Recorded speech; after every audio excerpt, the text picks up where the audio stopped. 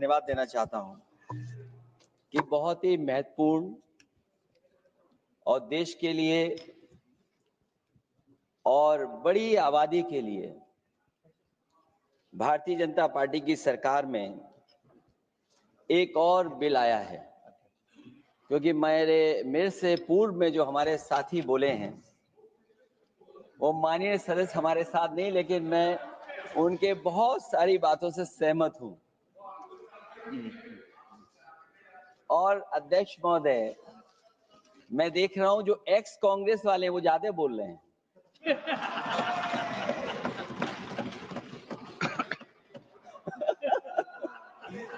आदरणीय अध्यक्ष महोदय,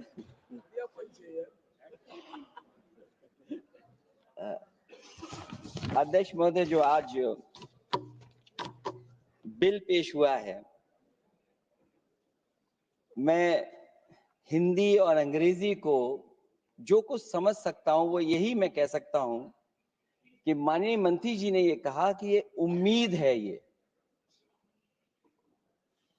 ये उम्मीद कैसे बना है, अंग्रेजी में भी मुझे समझ में नहीं आ रहा कि उम्मीद है, ये हिंदी में भी समझ में नहीं आ रहा कि ये उम्मीद है। यूनिफाइड वक्फ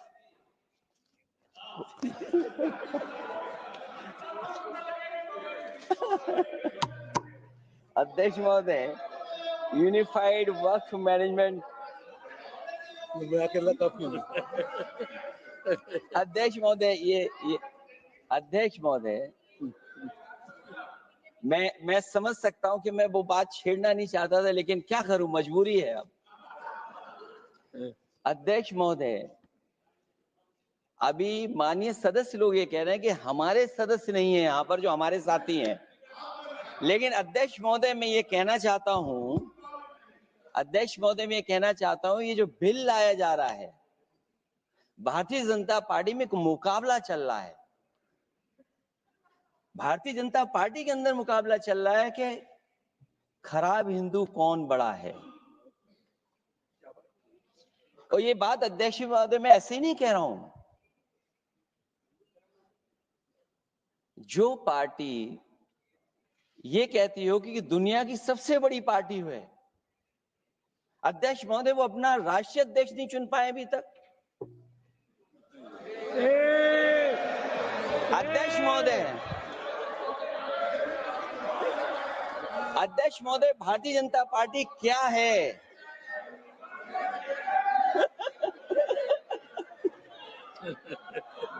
जी, मैं अखिलेश जी ने बहुत हंसते हंसते कहा है, इसको हंसते हंसते जवाब देना। ये सामने जितनी पार्टियां हैं उनका राष्ट्रीय अध्यक्ष उन 5 लोगों को ही चुनना है परिवार के।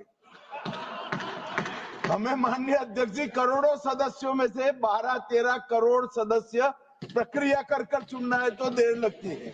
आपके यहाँ जरा भी देर नहीं लगेगी। मैं कह देता हूं अभी 25 साल तक आप अध्यक्ष हो जाओ, नहीं बदल सकता। अध्यक्ष महोदय, क्योंकि जो बात निकल के आई है वो मैं फिर आगे बढ़ा दूं। अध्यक्ष महोदय, जो बात सोशल मीडिया या और जगह गुपचुप हो रही है, कहीं ऐसा तो नहीं था कि अभी कुछ दिन पहले यात्रा जो हुई है वो कहीं 75 वर्ष की एक्सटेंशन वाली यात्रा तो नहीं थी? अध्यक्ष महोदय, ये जो इस बार जो वक्फ बिल आया है, नाकामी का पर्दा इस बार है वक्फ बिल। और नाकामी कोई एक आध नहीं है, मैं कई नाकामियां बता सकता हूं। अभी मैं माननीय सदस्यों को सुन रहा था, वो पुराने कई बिल उनके बारे में चर्चा कर रहे थे कि कितने प्रोग्रेसिव बिल लेकर के आए हैं। मुझे याद है मैं उत्तर प्रदेश में उस समय था और मुझे लगा कि शायद इनकी वो बात ठीक होगी। एक ये बहुत तैयारी के साथ फैसला लेकर के आए थे और फैसला ये लिया था आधी रात के, आज के बाद नोट नहीं चलेंगे, नोट बंद हो जाएंगे। अध्यक्ष महोदय, उस नोटबंदी नाकामी के बारे में भी तो चर्चा हो जाए कि अभी भी न जाने कितनी जगह पर कितना रुपया निकला जा रहा है, कितना निकल करके आ रहा है। केवल नाकामी नोटबंदी की नहीं, नाकामी बेरोजगारी की भी है, नाकामी महंगाई की भी है, नाकामी किसान की आय दोगुनी नहीं कर पाए वो भी इनकी नाकामी है। मुझे याद है एक माननीय मंत्री जी पूरे देश की नदियों के बारे में बीओडी बता रहे थे, लेकिन माननीय मंत्री जी ये भूल गए कि उनके शहर में, उनके क्षेत्र की जो नदी है उसकी बीओडी क्या है। गंगा क्या साफ हो गई? यमुना क्या साफ हो गई? स्मार्ट सिटी क्या बन गई? क्या गोद लिए हुए गांव इन्होंने गोद से उतार दिए? उनकी क्या दुर्दशा है? इसलिए मैं कहना चाहता हूं, ये नाकामी का पर्दा इस बार वक्फ बिल बना है। और सबसे बड़ी बात तो यह है कि जिसके लिए फैसला होना है उसकी बात को अहमियत न देना भी नाइंसाफी है। अध्यक्ष महोदय, नाकामी केवल यहां तक नहीं है। और भारतीय जनता पार्टी क्या है, मैं केवल एक पुरानी घटना याद करता हूं। एक बार फैजाबाद अयोध्या में एक कार्यक्रम था, उसमें बड़ी तैयारी की गई थी और तैयारी के साथ कलाकार मुंबई से बुलाए गए थे। हो सकता है वो सहमति दिल्ली से ना रही हो, केवल लखनऊ की सहमति से हो रहा हो कार्यक्रम। और जब कार्यक्रम की पूरी तैयारी हो गई, भगवान श्री राम बनकर के कोई आ गया, लक्ष्मण बनकर के कोई आ गया, मां सीता भी बनकर के कोई आ गया, और भगवान हनुमान भी बनकर के कोई आ गया। लेकिन जब लखनऊ से वो हेलीकॉप्टर उड़ा और अयोध्या पहुंचा तो सब लोग थे, लेकिन उसमें हनुमान नहीं थे। अध्यक्ष महोदय, मैं भारतीय जनता पार्टी के लोगों से कहूंगा कि जानकारी करिए कि आखिरकार भगवान श्री राम थे, लक्ष्मण थे, सीता थी, लेकिन हनुमान क्यों नहीं थे? हनुमान इसलिए नहीं थे, शायद उनकी जात या धर्म कुछ और था। अध्यक्ष महोदय, ये देश मिली जुली संस्कृति से चला है। कुछ हमने सीखा, कुछ उन्होंने सिखाया। और जो लोग ये कहते हैं कि हम सबको बराबरी का हक देते हैं, अभी कुछ दिन पहले ईद निकली है। अध्यक्ष महोदय, वो परंपरा रही है, न केवल मैं जाता हूं बल्कि कोई दल का नेता ऐसा नहीं न जाता हो उस कार्यक्रम में शामिल होने। भारतीय जनता पार्टी के जो मुख्यमंत्री, उप मुख्यमंत्री, वो भी जाते हैं, उप मुख्यमंत्री, सभी धर्मों के नेता आते हैं। लेकिन पता नहीं इस बार क्या साजिश थी, षड्यंत्र था कि वहां पर कुछ पाबंदी लगी हुई थी। अगर किसी कारण पाबंदी लगी हुई थी तो बात समझ में आती है, लेकिन जब जानकारी हुई है, किसी को नहीं पता था कि पाबंदी क्यों लगी है कि आप नहीं जा सकते वहां पर कार्यक्रम में शामिल होने। क्या यही भारत है, यही संविधान हमें रास्ता दिखाता है? अध्यक्ष महोदय, मंत्री जी बताएं हमें, वो खुद भी माइनॉरिटी हैं, भगवान बुद्ध के रास्ते पे चलते हैं। भगवान बुद्ध का रास्ता दूसरा है। हम आपको अपना मानते हैं तब भी जब आप हमारे बहुत सारे ग्रंथों को नहीं मानते, तब भी हम आपको अपना मानते हैं। आप हमारे पुराणों को नहीं मानते हैं, आप हमारे उपनिषदों को नहीं मानते हैं, लेकिन सोचिए, हम हिंदू वो लोग हैं जो आपको स्वीकार करते हो, गले लगा करके चलते हैं। अब मैं दूसरे धर्म पे नहीं जाऊंगा, कोई नाराज हो सकता है। मैं दूसरे धर्म के बारे में नहीं जा सकता, मैं केवल यही बताता हूं। और मैं उत्तर प्रदेश में, अध्यक्ष जी, जहां से आता हूं, मैं अपमान नहीं कर रहा हूं, मैं सच बोल रहा हूं। और ये बिहार के चुनाव में जो आप कह रहे हैं कि महिलाओं को 2 मेंबर बना दिया, इस बार मैं भी देखूंगा आगे भारतीय जनता पार्टी कितनी महिला लोगों को टिकट देंगे वहां पर।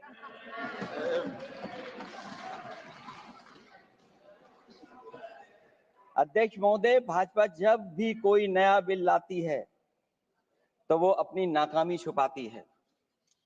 भाजपा वाले मुसलमान भाइयों की वक्फ की जमीन चिन्हित करने की बात कर रहे हैं, जिससे महाकुंभ में जो हिंदू मारे गए हैं या खो गए हैं, उनको चिन्हित करने की बात पर पर्दा पड़ जाए। अध्यक्ष महोदय, मुझे खुशी इस बात की कि हमारा धर्म हमारा धर्म, अध्यक्ष महोदय, नहीं, कुछ कहना चाहते हैं। नहीं, प्लीज, उनको अलाउ नहीं किया। अध्यक्ष महोदय, कुंभ में आस्था सबकी है, कोई ऐसा नहीं जिसकी आस्था ना हो। और कुंभ कोई पहली बार नहीं हो रहा था। ये भारतीय जनता पार्टी के लोगों ने ऐसा प्रचार किया कि 144 वर्षों के बाद पहली बार महाकुंभ होने जा रहा है, और लोग निकल पड़े। सरकार ने कहा कि हमारी तैयारी 100 करोड़ की है। आप कहते टेक्नोलॉजी का हम इस्तेमाल करेंगे, जमीनों को हम मैपिंग कर करके डेटा एंड रिकॉर्ड ठीक करेंगे। अध्यक्ष महोदय ये बताएं कि वो 30 लोग कौन थे, उनके नाम क्या थे जिनकी जान चली गई, न केवल जान जाने वालों की, बल्कि अध्यक्ष महोदय ये सरकार बताए कि जो लगभग 1000 हिंदू खो गए हैं, जो अभी तक नहीं मिले, जो अभी तक नहीं खोज पाए हैं, वो 1000 हिंदू की सूची कहां है? और फिर धर्म कारोबार की बात है, जो ये लोग गोली। अध्यक्ष महोदय मैं कार सेवक वाली बात इसलिए नहीं छेड़ना चाहता हूं। अध्यक्ष महोदय ये शायद माननीय सदस्य जानते नहीं कुछ सच्चाई नहीं जानते। अध्यक्ष महोदय ये संविधान की वजह से, संविधान को बचाने के लिए, हिंदू एकता को बचाने के लिए कुछ फैसले लिए गए, लेकिन एफआईआर हम लोगों पे नहीं लिखी गई थी। एफआईआर उन पे लिखी गई थी जो बेचारे तैयार हो गए थे सुबह, लेकिन पता नहीं कहां से फोन आया था, कहा था कि अब तैयार तो हो गए हो लेकिन आप शिलान्यास में नहीं आ सकते।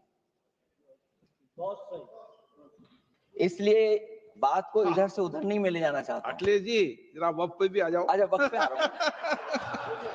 नहीं, वक्त पे अध्यक्ष इसलिए आ रहा हूं क्योंकि वक्त समझने के लिए भारतीय जनता पार्टी की सोच क्या है। और ये अध्यक्ष महोदय जब ये कह रहे हैं कि इससे कारोबार होगा, अध्यक्ष महोदय धर्म की चीजों से कारोबार नहीं हो सकता। हमारे उत्तर प्रदेश के मुख्यमंत्री जी ने भी कहा कि कारोबार होगा। वो 30 की गिनती में उलझे हुए हैं, जैसे 30 मार खाए वो। उनसे पूछा कि जान कितनी गई, वो 30। उनसे पूछा कि कारोबार कितने का होगा, 30 गुणा 10,000 करोड़। सोचिए, कुंभ हमारा क्या कारोबार की जगह है? और फिर उसका कौन नापेगा, कैसे नालाएगा? और फिर हमारे माननीय मंत्री जी कह रहे हैं कि जमीन, चाहे वो रेलवे की हो, चाहे वो डिफेंस की हो, वो भारत की जमीन है। मैं भी स्वीकार करता हूं कि रेलवे की जमीन भी भारत की है, डिफेंस की भी जमीन भारत की है। क्या डिफेंस की जमीन नहीं बेची जा रही मंत्री जी? अध्यक्ष महोदय, क्या रेलवे की जमीनें नहीं बेची जा रही हैं? अध्यक्ष महोदय, केवल यहां तक नहीं, कितना हस्तक्षेप होता है। वक्फ भी भारत के, इसीलिए तो कहीं ना कहीं वक्फ की जमीन से, अध्यक्ष महोदय माननीय मंत्री जी बताएं, और मुझे उम्मीद है कि जब जवाब देंगे तो बताएंगे कि वक्फ की जमीन से बड़ा मुद्दा वो जमीन है जिस पर चीन ने अपने गांव बसा लिए हैं, लेकिन कोई बाहरी खतरे पर सवाल बवाल न करे, इसलिए ये बिल लाया जा रहा है। और माननीय मंत्री जहां से आते हैं, जिस प्रदेश से आते हैं, कम से कम ये तो बताएंगे कि वहां कितने चीन ने गांव बसा लिए, घर बन गए हैं। अध्यक्ष महोदय, आपके माध्यम से सरकार गारंटी दे कि वक्फ की जमीन कभी भी किसी भी पैतरेबाजी से किसी और मकसद के लिए किसी और को नहीं दी जाएगी। वक्फ की वर्तमान व्यवस्था में चाहे 5 साल के धर्म पालन की पाबंदी की बात हो, या कलेक्टर से सर्वेक्षण के हस्तक्षेप की बात हो, या वक्फ परिषद या बोर्ड में बाहरियों को शामिल करने की बात हो, इन सब का उद्देश्य मुस्लिम भाइयों के सार्वजनिक अधिकार को छीनकर उनके महत्व और नियंत्रण को कम करना है। ट्रिब्यूनल के निर्णय को अंतिम न मानकर उच्च न्यायालय में लेकर जाने की अनुमति देना दरअसल जमीनी विवाद को लंबी न्यायिक प्रक्रिया में फंसाकर वक्फ भूमि पर कब्जों को बनाए रखने का रास्ता खोलेगा। सबसे बड़ी बात यह कि वक्फ बिल के पीछे की न तो नीति सही है न नियत, ये देश के करोड़ों लोगों से उनके घर दुकान छीनने की भी साजिश है। भाजपा एक अलोकतांत्रिक पार्टी है, वो असहमति को अपनी शक्ति मानती है। जब देश के अधिकांश राजनीतिक दल वक्फ बिल के खिलाफ हैं, तो उसे लाने की जरूरत क्या है जो जिद क्यों कर रहे हैं सरकार? वक्फ बिल का लाना भाजपा की सियासी हट है। वक्फ बिल भाजपा की सांप्रदायिक राजनीति का नया रूप है। वो तो आपको काटेगा, और इसलिए काटेगा कि अध्यक्ष महोदय बाहर ये लिखते हैं सत्यमेव जयते, बाहर है लिखते सत्यमेव जयते, भाजपा अंदर असत्य बात कहते। भाजपा वक्फ बिल लाकर अपने उन समर्थकों का तुष्टीकरण करना चाहती है जो भाजपा की आर्थिक नीति, महंगाई, बेरोजगारी, बेकारी और चौपट अर्थव्यवस्था से उसे छटक गए हैं। क्योंकि अध्यक्ष महोदय, जब से वोट में गिरावट आई है और खासकर उत्तर प्रदेश में भी, तब से भारतीय जनता पार्टी की कोशिश है कि अपना वोट कैसे संभाला जाए। ये वोट को संभालने के लिए बिल लाया गया है। भाजपा का लक्ष्य वक्फ की जमीनों पर है। इन जमीनों का नियंत्रण अपने हाथ में लेकर इन जमीनों को पिछले दरवाजे से अपने लोगों के हाथों में दे देना चाहती है। भाजपा चाहती है कि वक्फ बिल लाने से मुस्लिम समुदाय को लगे कि उन पर हक को मारा जा रहा है, वो उद्वेलित हों और भाजपा को ध्रुवीकरण की राजनीति करने का मौका मिल सके। क्योंकि अध्यक्ष महोदय, भाजपा का लक्ष्य यह है कि ध्रुवीकरण हो, क्योंकि वो जानते हैं कि ध्रुवीकरण जितना होगा उससे वो लाभ उठाने में आगे रहेंगे। तो ये वक्फ बिल जो लाया जा रहा है, वो अपनी वोट बैंक को संभालने के लिए और समाज को बांट करके ध्रुवीकरण करके राजनीतिक लाभ लेने के लिए लाया जा रहा है। और अगर इसके लिए नहीं लाया होता तो पहले से जो जितने फैसले लिए सरकार ने, क्या उससे देश और प्रदेश में कोई बड़ा बदलाव आ गया है? अगर स्मार्ट सिटी का बात करें तो कितनी स्मार्ट सिटी बन गई है आपकी? आपके नोटबंदी की वजह से न जाने कितना रुपया कहां निकल रहा है। और डर तो ये लगता है कहीं भाजपा वाले दूसरों के पैसा रख करके न पकड़वा दें।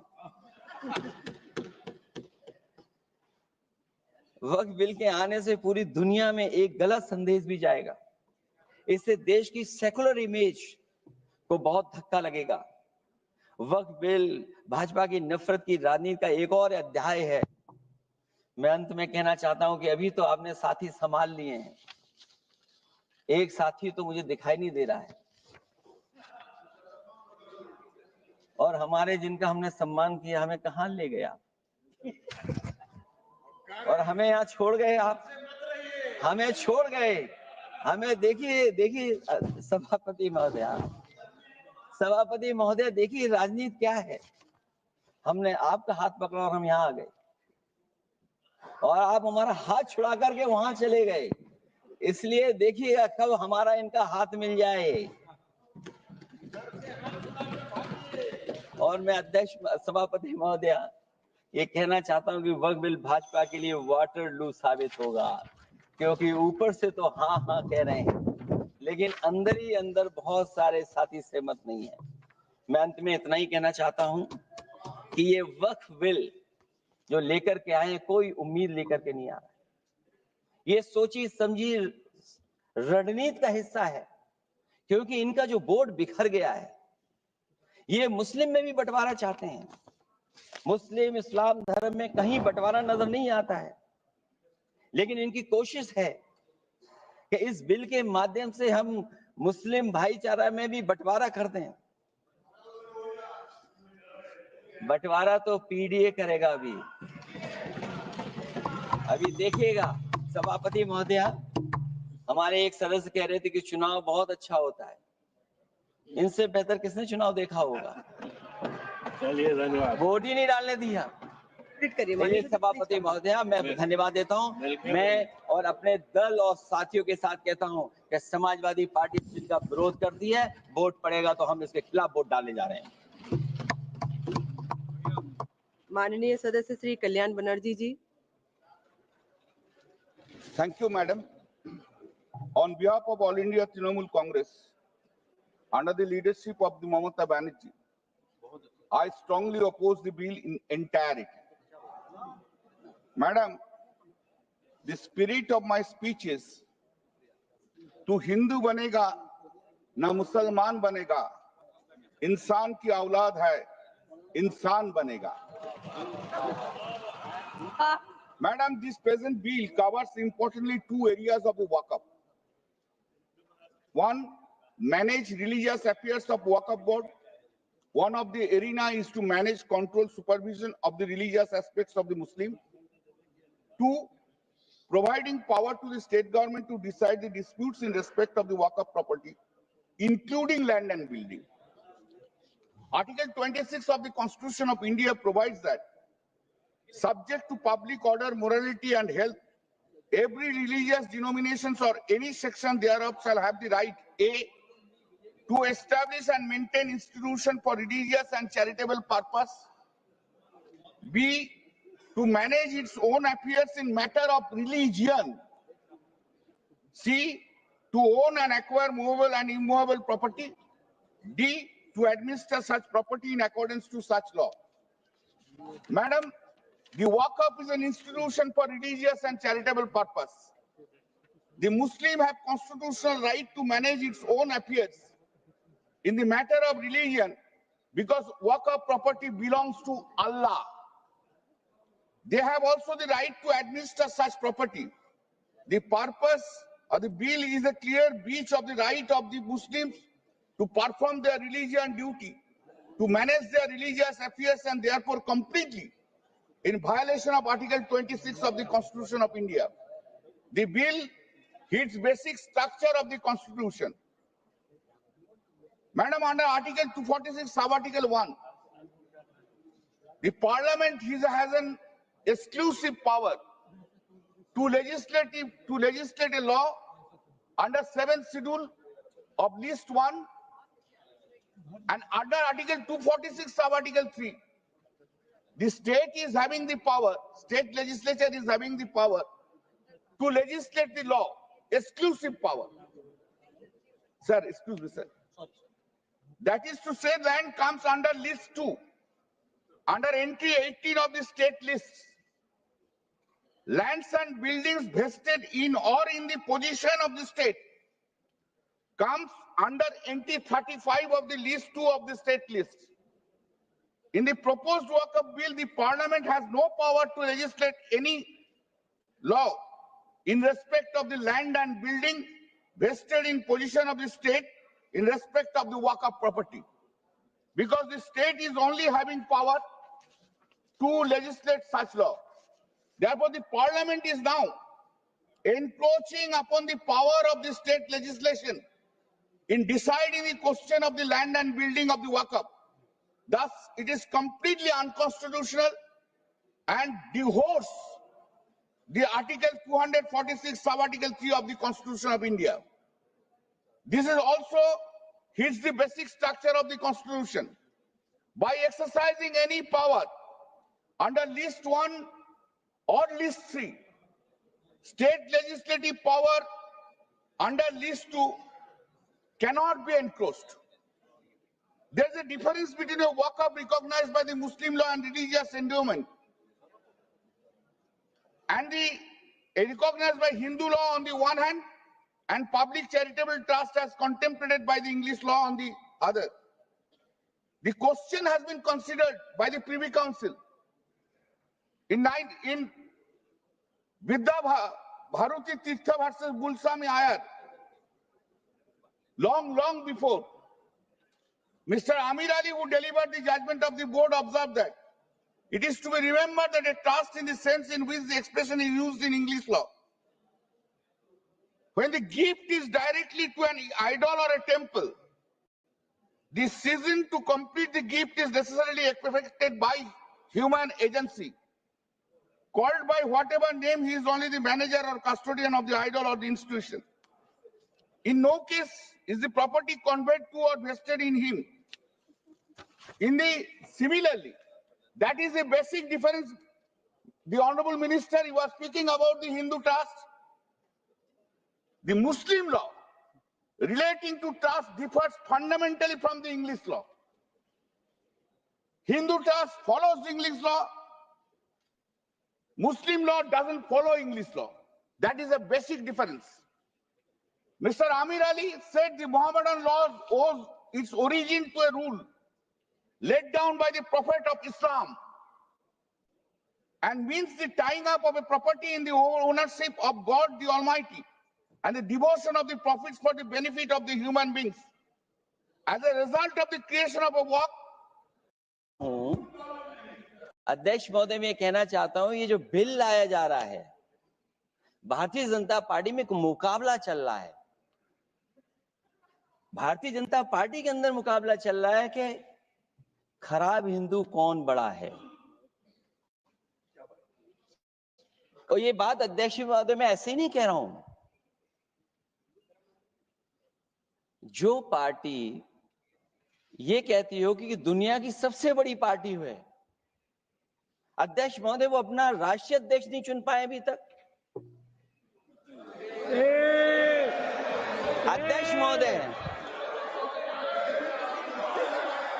अध्यक्ष महोदय भारतीय जनता पार्टी क्या है?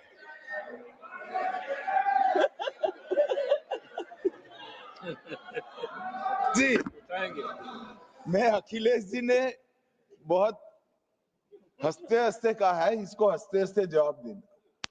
इस सामने जितनी पार्टियां हैं उनका राष्ट्रीय अध्यक्ष उन 5 लोगों को ही चुनना है परिवार के।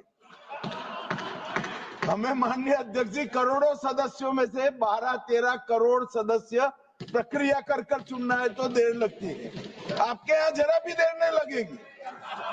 मैं कह देता हूं अभी 25 साल तक आप अध्यक्ष हो जाओ, नहीं बदल सकता,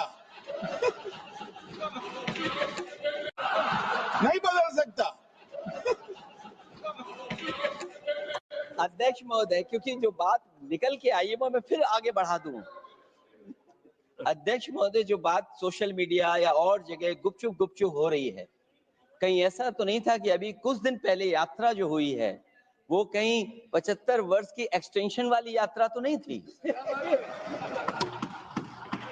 अध्यक्ष महोदय, ये जो इस बार जो वक्फ बिल आया है, नाकामी का पर्दा इस बार है वक्फ बिल।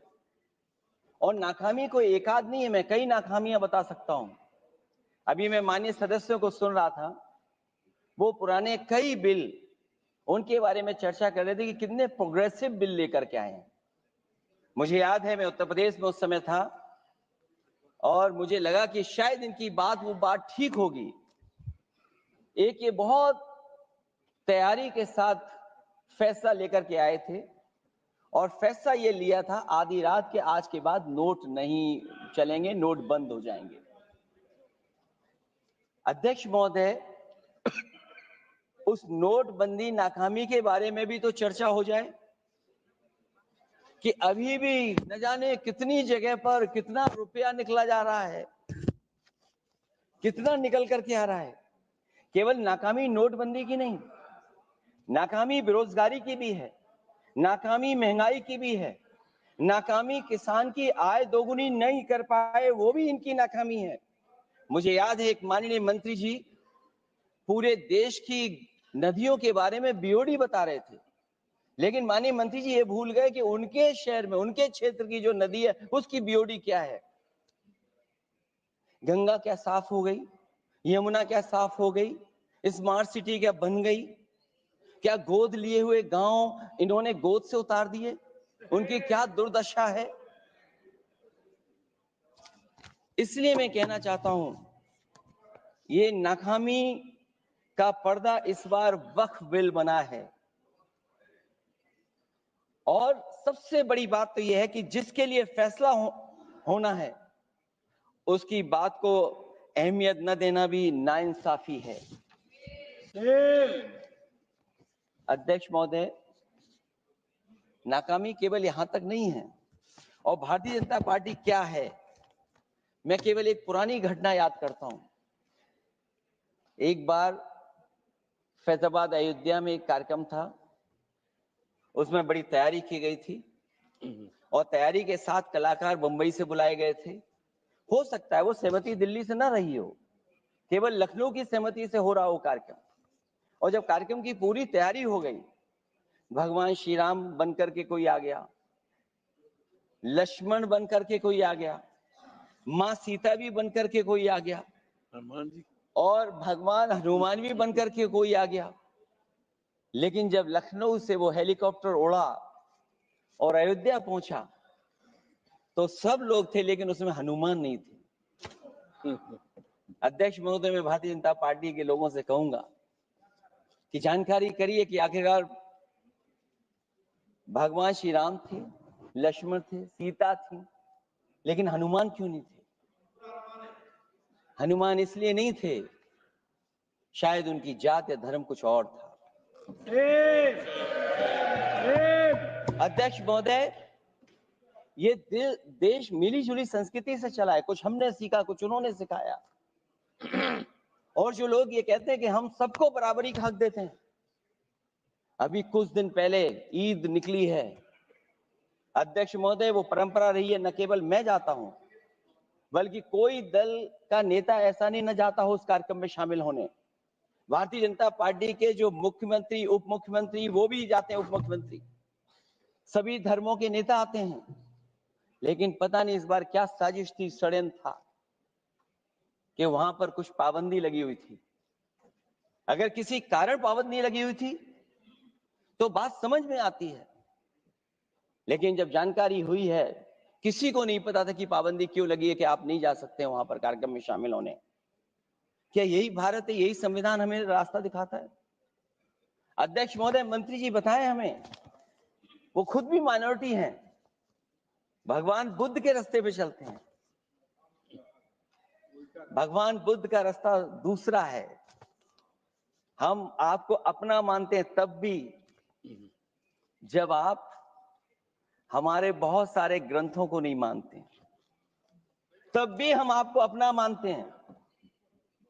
आप हमारे पुराणों को नहीं मानते हैं, आप हमारे उपनिषदों को नहीं मानते हैं, लेकिन सोचिए, हम हिंदू वो लोग हैं जो आपको स्वीकार करते हो, गले लगा करके चलते हैं।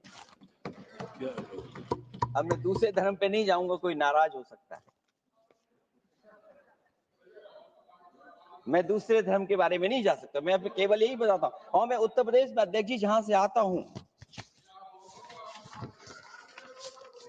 मैं अपमान नहीं कर रहा हूं, मैं सच बोल रहा हूं। और ये बिहार के चुनाव में जो आप कह रहे हैं कि महिलाओं को 2 मेंबर बना दिया, इस बार मैं भी देखूंगा आगे भारतीय जनता पार्टी कितनी महिला लोगों को टिकट देंगे वहां पर।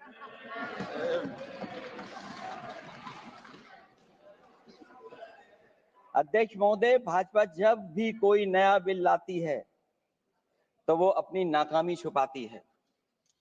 भाजपा वाले मुसलमान भाइयों की वक्फ की जमीन चिन्हित करने की बात कर रहे हैं, जिससे महाकुंभ में जो हिंदू मारे गए हैं या खो गए हैं, उनको चिन्हित करने की बात पर पर्दा पड़ जाए।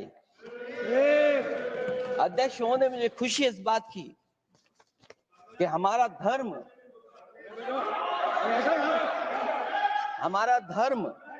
अध्यक्ष महोदय, नहीं, कुछ कहना चाहते हैं। नहीं, प्लीज, उनको अलाउ नहीं किया। अध्यक्ष महोदय, कुंभ में आस्था सबकी है, कोई ऐसा नहीं जिसकी आस्था ना हो। और कुंभ कोई पहली बार नहीं हो रहा था।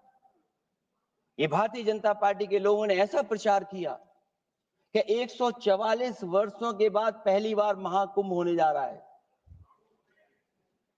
और लोग निकल पड़े।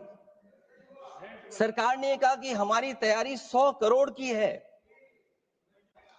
आप कहते टेक्नोलॉजी का हम इस्तेमाल करेंगे, जमीनों को हम मैपिंग कर करके डेटा एंड रिकॉर्ड ठीक करेंगे। अध्यक्ष महोदय, ये बताएं कि वो 30 लोग कौन थे, उनके नाम क्या थे जिनकी जान चली गई? न केवल जान जाने वालों की, बल्कि अध्यक्ष महोदय ये सरकार बताए कि जो लगभग 1000 हिंदू खो गए हैं, जो अभी तक नहीं मिले, जो अभी तक नहीं खोज पाए हैं, वो 1000 हिंदू की सूची कहां है? और फिर धर्म कारोबार की बात है, जो ये लोग गोली। अध्यक्ष महोदय, मैं कार सेवक वाली बात इसलिए नहीं छेड़ना चाहता हूं। अध्यक्ष महोदय, ये शायद माननीय सदस्य जानते नहीं कुछ सच्चाई नहीं जानते। अध्यक्ष महोदय, ये संविधान की वजह से, संविधान को बचाने के लिए, हिंदू एकता को बचाने के लिए कुछ फैसले लिए गए, लेकिन एफआईआर हम लोगों पे नहीं लिखी गई थी। एफआईआर उन पे लिखी गई थी जो बेचारे तैयार हो गए थे सुबह, लेकिन पता नहीं कहां से फोन आया था, कहा था कि अब तैयार तो हो गए हो, लेकिन आप शिलान्यास में नहीं आ सकते। इसलिए बात को इधर से उधर नहीं में ले जाना चाहता। अखिलेश जी, जरा वक्त पे भी आ जाओ। आजा, वक्त पे आ रहा हूं। नहीं, वक्त पे अध्यक्ष इसलिए आ रहा हूं क्योंकि वक्त समझने के लिए भारतीय जनता पार्टी की सोच क्या है। और ये अध्यक्ष महोदय जब ये कह रहे हैं कि इससे कारोबार होगा, अध्यक्ष महोदय, धर्म की चीजों से कारोबार नहीं हो सकता। हमारे उत्तर प्रदेश के मुख्यमंत्री जी ने भी कहा कि कारोबार होगा। वो 30 की गिनती में उलझे हुए हैं, जैसे 30 मार खाए वो। उनसे पूछा कि जान कितनी गई, वो 30। उनसे पूछा कि कारोबार कितने का होगा, 30 गुणा 10,000 करोड़। सोचिए, कुंभ हमारा क्या कारोबार की जगह है? और फिर उसका कौन नापेगा, कैसे नालाएगा? और फिर हमारे माननीय मंत्री जी कह रहे हैं कि जमीन, चाहे वो रेलवे की हो, चाहे वो डिफेंस की हो, वो भारत की जमीन है। मैं भी स्वीकार करता हूं कि रेलवे की जमीन भी भारत की है, डिफेंस की भी जमीन भारत की है। क्या डिफेंस की जमीन नहीं बेची जा रही मंत्री जी? अध्यक्ष महोदय, क्या रेलवे की जमीनें नहीं बेची जा रही हैं? अध्यक्ष महोदय, केवल यहां तक नहीं, कितना हस्तक्षेप होता है। वक्फ भी भारत के, इसीलिए तो कहीं ना कहीं वक्फ की जमीन से, अध्यक्ष महोदय, माननीय मंत्री जी बताएं, और मुझे उम्मीद है कि जब जवाब देंगे तो बताएंगे कि वक्फ की जमीन से बड़ा मुद्दा वो जमीन है जिस पर चीन ने अपने गांव बसा लिए हैं, लेकिन कोई बाहरी खतरे पर सवाल बवाल न करे, इसलिए ये बिल लाया जा रहा है। और माननीय मंत्री जहां से आते हैं, जिस प्रदेश से आते हैं, कम से कम ये तो बताएंगे कि वहां कितने चीन ने गांव बसा लिए, घर बन गए। अध्यक्ष महोदय, आपके माध्यम से सरकार गारंटी दे कि वक्फ की जमीन कभी भी किसी भी पैतरेबाजी से किसी और मकसद के लिए किसी और को नहीं दी जाएगी। वक्फ की वर्तमान व्यवस्था में चाहे 5 साल के धर्म पालन की पाबंदी की बात हो, या कलेक्टर से सर्वेक्षण के हस्तक्षेप की बात हो, या वक्फ परिषद या बोर्ड में बाहरियों को शामिल करने की बात हो, इन सब का उद्देश्य मुस्लिम भाइयों के सार्वजनिक अधिकार को छीनकर उनके महत्व और नियंत्रण को कम करना है। ट्रिब्यूनल के निर्णय को अंतिम न मानकर उच्च न्यायालय में लेकर जाने की अनुमति देना दरअसल जमीनी विवाद को लंबी न्यायिक प्रक्रिया में फंसाकर वक्फ भूमि पर कब्जों को बनाए रखने का रास्ता खोलेगा। सबसे बड़ी बात यह कि वक्फ बिल के पीछे की न तो नीति सही है, न नियत। ये देश के करोड़ों लोगों से उनके घर दुकान छीनने की भी साजिश है। भाजपा एक अलोकतांत्रिक पार्टी है, वो असहमति को अपनी शक्ति मानती है। जब देश के अधिकांश राजनीतिक दल वक्फ बिल के खिलाफ हैं, तो उसे लाने की जरूरत क्या है, जो जिद क्यों कर रहे हैं सरकार? वक्फ बिल का लाना भाजपा की सियासी हट है। वक्फ बिल भाजपा की सांप्रदायिक राजनीति का नया रूप है। वो तो आपको काटेगा। और इसलिए काटेगा कि अध्यक्ष महोदय बाहर ये लिखते हैं सत्यमेव जयते, बाहर है लिखते सत्यमेव जयते, भाजपाई अंदर असत्य बात कहते। भाजपा वक्फ बिल लाकर अपने उन समर्थकों का तुष्टीकरण करना चाहती है जो भाजपा की आर्थिक नीति, महंगाई, बेरोजगारी, बेकारी और चौपट अर्थव्यवस्था से उसे छटक गए हैं। क्योंकि अध्यक्ष महोदय, जब से वोट में गिरावट आई है और खासकर उत्तर प्रदेश में भी, तब से भारतीय जनता पार्टी की कोशिश है कि अपना वोट कैसे संभाला जाए। ये वोट को संभालने के लिए बिल लाया गया है। भाजपा का लक्ष्य वक्फ की जमीनों पर है। इन जमीनों का नियंत्रण अपने हाथ में लेकर इन जमीनों को पिछले दरवाजे से अपने लोगों के हाथों में दे देना चाहती है। भाजपा चाहती है कि वक्फ बिल लाने से मुस्लिम समुदाय को लगे कि उन पर हक को मारा जा रहा है, वो उद्वेलित हों और भाजपा को ध्रुवीकरण की राजनीति करने का मौका मिल सके। क्योंकि अध्यक्ष महोदय, भाजपा का लक्ष्य यह है कि ध्रुवीकरण हो, क्योंकि वो जानते हैं कि ध्रुवीकरण जितना होगा उससे वो लाभ उठाने में आगे रहेंगे।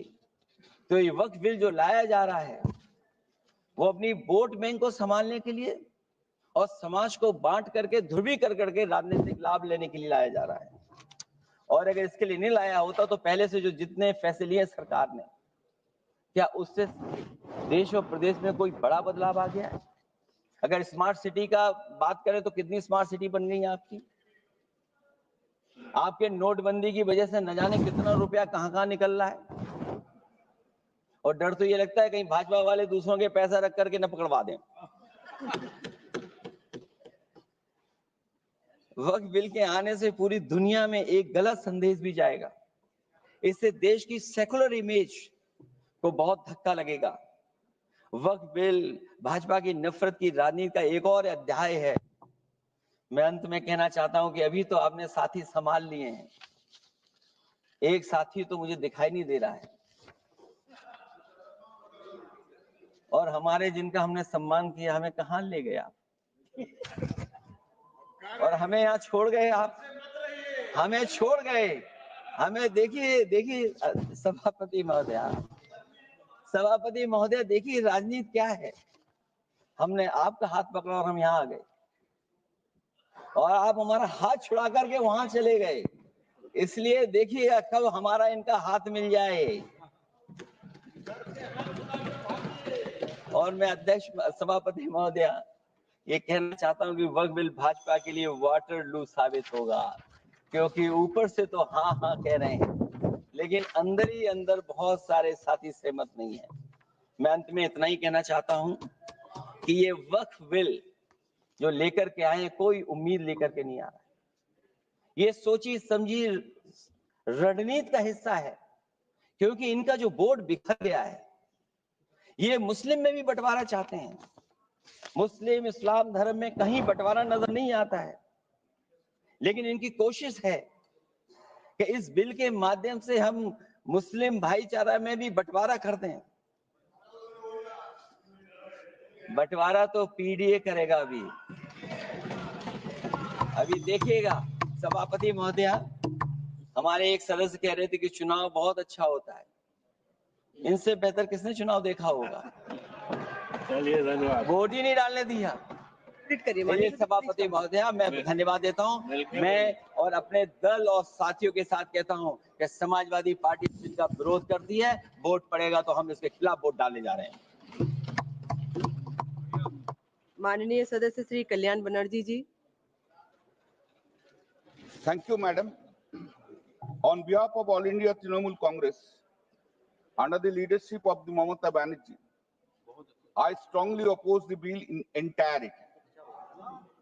Madam, the spirit of my speech is, तू हिंदू बनेगा ना मुसलमान बनेगा, इंसान की औलाद है, इंसान बनेगा. Madam, this present bill covers importantly two areas of Waqf. One, manage religious affairs of Waqf board, One of the arena is to manage, control, supervision of the religious aspects of the Muslim. Two, providing power to the state government to decide the disputes in respect of the Waqf property, including land and building. Article 26 of the Constitution of India provides that, subject to public order, morality and health, every religious denominations or any section thereof shall have the right, A, to establish and maintain institutions for religious and charitable purpose, B, to manage its own affairs in matter of religion, C, to own and acquire movable and immovable property, D, to administer such property in accordance to such law. Madam, the Waqf is an institution for religious and charitable purpose. The Muslim have constitutional right to manage its own affairs in the matter of religion because Waqf property belongs to Allah. They have also the right to administer such property. The purpose of the bill is a clear breach of the right of the Muslims to perform their religion duty, to manage their religious affairs, and therefore completely in violation of Article 26 of the Constitution of India. The bill hits basic structure of the Constitution. Madam, under Article 246, sub-Article 1, the Parliament has an exclusive power to legislate a law under 7th schedule of list 1, and under Article 246, sub-Article 3, the state is having the power, state legislature is having the power to legislate the law, exclusive power. Sir, excuse me, sir. That is to say, land comes under list 2, under entry 18 of the state lists. Lands and buildings vested in or in the possession of the state comes under entry 35 of the list 2 of the state list. In the proposed Waqf Bill, the Parliament has no power to legislate any law in respect of the land and building vested in possession of the state in respect of the Waqf property, because the state is only having power to legislate such law. Therefore, the Parliament is now encroaching upon the power of the state legislation in deciding the question of the land and building of the Waqf. Thus, it is completely unconstitutional and divorce the Article 246, sub-Article 3 of the Constitution of India. This is also hits the basic structure of the Constitution. By exercising any power under list 1 or list 3, state legislative power under list 2 cannot be encroached. There is a difference between a Waqf recognized by the Muslim law and religious endowment and the recognized by Hindu law on the one hand and public charitable trust as contemplated by the English law on the other.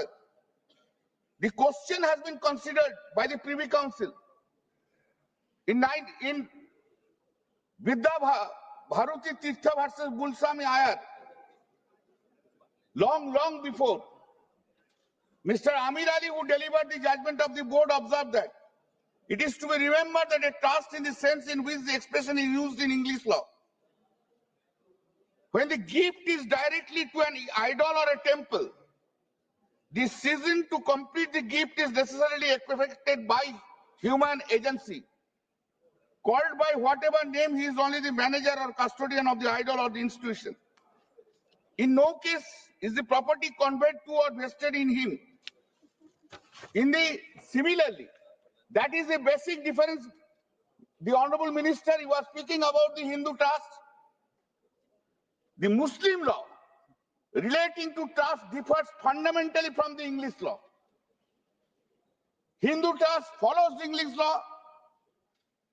Muslim law doesn't follow English law. That is a basic difference.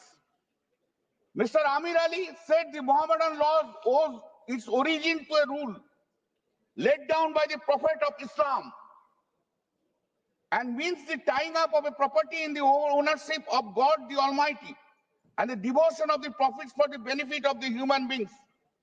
As a result of the creation of a Waqf, the rights of the Waqf is extinguished and the ownership is transferred to the Almighty. It is religious. If it is religious, comes within the ambit and scope of Article 26 of the Constitution. The manager of the Waqf is the Mutawalli, the governor, superintendent, curator. But in that capacity, he has no right in the property belonging to the Waqf. The property is not vested in him and he is not a trustee in the legal sense. Therefore, there is no doubt that the Waqf to which the Act applies is essentially features different from the trust as is known to English law. In Sarabanu versus Union of India, 2017, volume 9, SCC, page 1, the Constitution bench held that any legal provision should be made with the application of known principles of law. If any decision is taken without supporting principles of rule of law, it becomes unpredictable and such a decision is antithesis of a decision taken in accordance with the rule of law. This proposed bill is just contrary to the well-settled principles of law which is established in the country by the judgments have been pronounced not only by the Privy Council, by the Supreme Court of India also. Madam, the various provisions of the Waqf Amendment Bill 2024 is manifestly arbitrary and therefore cannot be passed by the Parliament itself. The Waqf system in Islamic tradition stands as a testament to the enduring values of charity, community, welfare, spiritual dedication rooted in the principles of Sadaqah Jariyah. Waqf in India, Waqf properties form the backbone of the Muslim communities, social, cultural, and religious life, playing a pivotal role in maintaining their collective identity. This endowment sustains mosques, madrasas, and cemeteries while providing essential resources to marginalized section of society, especially in an environment where minority communities often struggle for equitable access to public purposes. This is not there. Equality, equitable access is not there in case of the Muslim. That is the reason we are opposing. Over the years, excessive government oversight has raised concerns about the erosion of the autonomy and sanctity of Waqf, which under Islamic law is intended to function independently, to serve its religious and charitable purposes. At the heart of the Waqf system administration lies the State Waqf Board, while act as custodian of Waqf properties, ensuring their proper management and alignment with the purposes by Islamic law. These boards have consistently worked to protect Waqf properties from the mismanagement. Madam, the Waqf was centrally first introduced in 1953. Mr. Riju, the Honorable Minister has said, thereafter so many acts, then 1995 Act has come, Amendment 2013, now it is coming. Now by introducing clause 2, the title of the act has been amended, Unified Waqf Management, Empowerment, Efficiency and Development. There is no rational basis to make such amendment of the title of the act. Every act is intended to make the act more efficient and development purposes. As for example, the Companies Act was enacted in 1956, thereafter reenacted in 2013. The act was brought to regulate the management, empowerment, efficiency and development of the control of the companies. The Waqf Act 1995 had various provisions for management, empowerment, efficiency and development. Therefore, the said proposed amendment to the title is wholly unwarranted. The title, which is being used nearly for 75 years, has no necessity to be amended unless the government wants to have the satisfaction that something new has been done. The proposed amendment to the Waqf Act, which includes a tacit attempt to alter or dilute the historical and religious significance of the term Waqf, is deeply concerning and warrants strong objection. The term Waqf is not merely legal or administrative level. It is a sacred concept deeply rooted in Islamic tradition and jurisprudence. Why you are taking away this? Madam, They want to interfere in everything. please, Sogada, please. The historical development of Waqf legislation in India from the Bengal Waqf Act 1934, Uttar Pradesh Muslim Waqf Act 1960, the Waqf Act 1954, and the subsequent unification under the Waqf Act of 1995 has always retained the sanctity of the term. These laws, while designed to provide statutory governance, have consistently respected the essence of Waqf as a concept grounded in Islamic law. Madam, insertion of clause 2A. Insertion of clause 2A tantamount to nullify all earlier judgments, degree and orders of any court in respect of the Waqf and the trust. This attempt is basically taking away the rights of the Muslim, which they have accrued. Any attempt to nullify the Supreme Court judgment by legislative process is illegal and unconstitutional. Clause 3, Roman 9 of the proposed bill that said various sects and subsects have been created. This attempt to create subsect without having any rational object is not a good sign for any religion, caste or creed. If the constitutional provisions empowers the parliament to create caste, subcaste or subclause, only then the parliament can do so.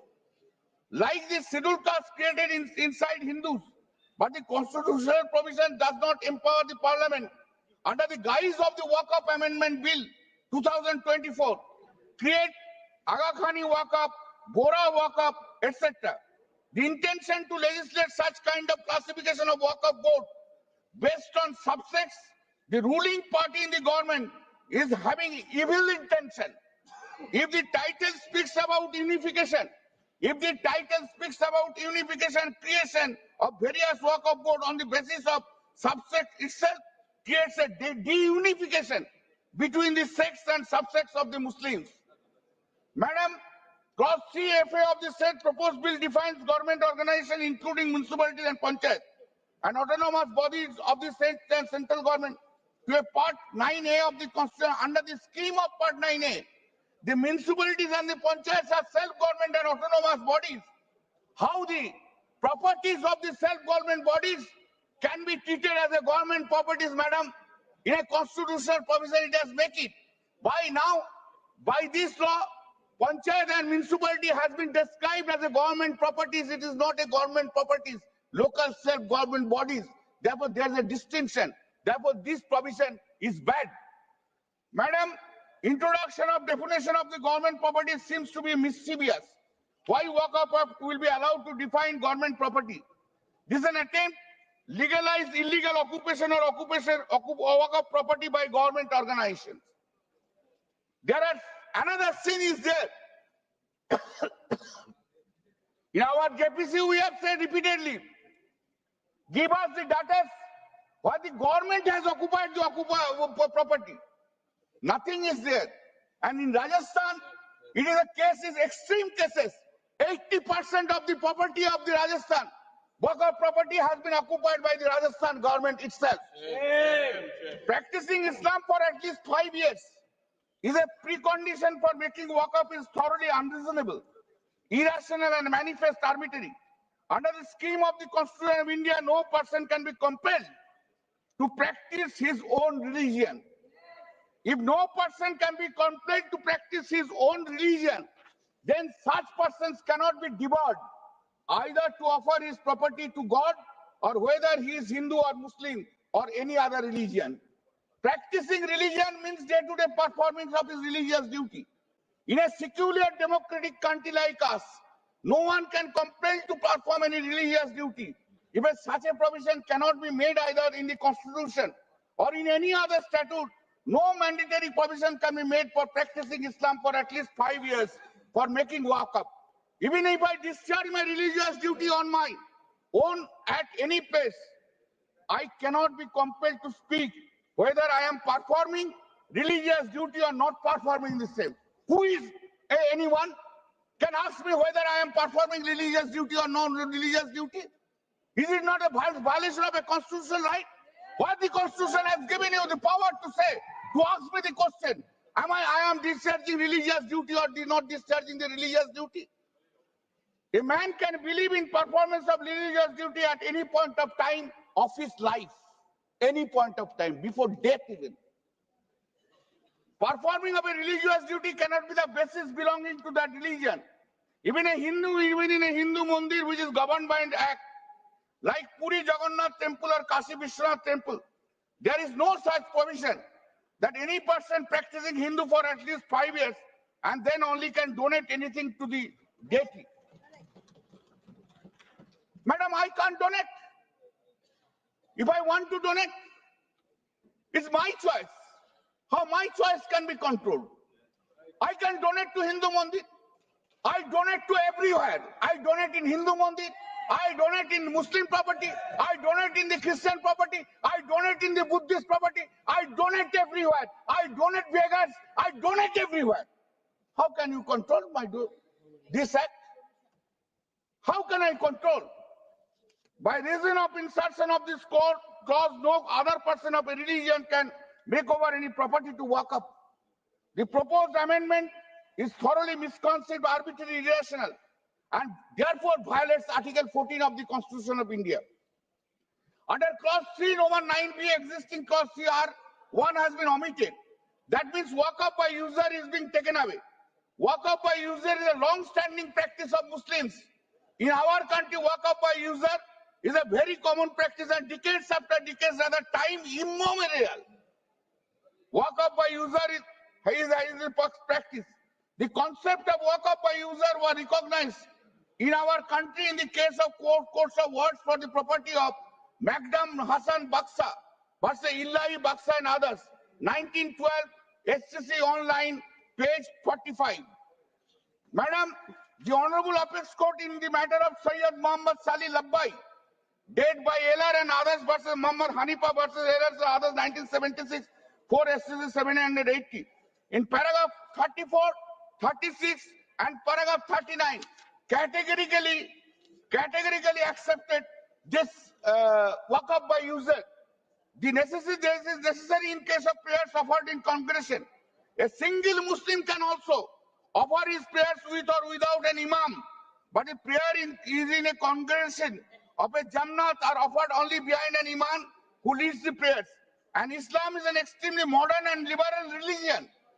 There is no question of any person being denied admission in a mosque for the purpose of offering prayers, and that is why the law is so strict that the moment a person is allowed to offer his prayers in a mosque, the mosque becomes dedicated to the public, and therefore it's an Waqf property. Therefore, it is an Waqf property. Finally, it is not necessary for the dedication of public mosque. Thus, madam, in that judgment it has said, so that when a person erects a building with the object of dedicating it as a mosque and permits people to offer prayers therein without declaring that he has constituted it into a mosque and prayers are offered, there bil jammat, the mosque becomes irrevocably dedicated. It is dedicated. Madam, I just give one instance. In the Raishina village, where the residence of the President of India is there. It was a long back, it's a big village. In the big village, there are so many Muslims are there. One Hindu dedicated his property for offer their namaz. And that is the property, that is the mosque is in front of the parliament. In the front of the parliament. Who has not come here?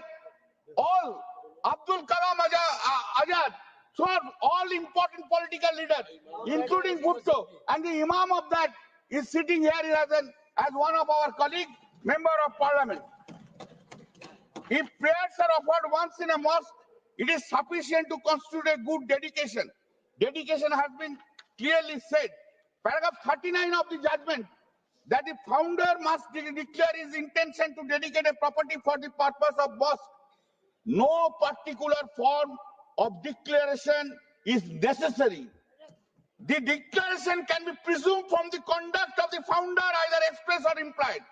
If this is the principle of law, is long-standing in our country, how can you say today you have to register Waqf by user? You have to give a declaration. I don't need to. Therefore, you are trying to buy this bill. You are trying to take away the basic reason of all the judgments of the Supreme Court. This is not correct and this is bad. Madam, neither a document nor express words are essential for dedication of religious or public purpose in our country. Such dedication may be implied for user permitted for public and religious purposes for sufficient length of time. The conduct of those properties is presumed to be dedicated to for religious. It has been said by Sri B.K. Mukherjee on Hindu law. Sri B.K. Mukherjee on Hindu law of religious and charitable. I do not think that anyone in India is here now. Today, in India, there is anyone who understands Hindu law better than the B.K. Mukherjee. No one. He has said so in his book. Anyway, new concepts, smart mans have come, like a smartphone. Therefore, everything is being done. In the case of M. Siddiqui, through Elash versus Mahanath Suresh Das, 2021 SCC page 1, it has expressly said work up by user. Our jurisprudence recognizes the principles of work up by user, even absent an express deed of dedication. This is being taken away. Now, long judgment I will not read. This is being taken away by this. Therefore, it hits the basic things.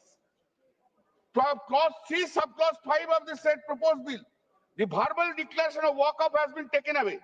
This is contrary to the history of creating walk-up by any individual.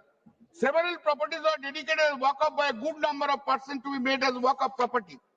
Madam, the deletion of the word either verbally or violates the right of the Muslim as protected under Article 25 and 26 of the Constitution. Therefore, it hits the basic structure of the Constitution.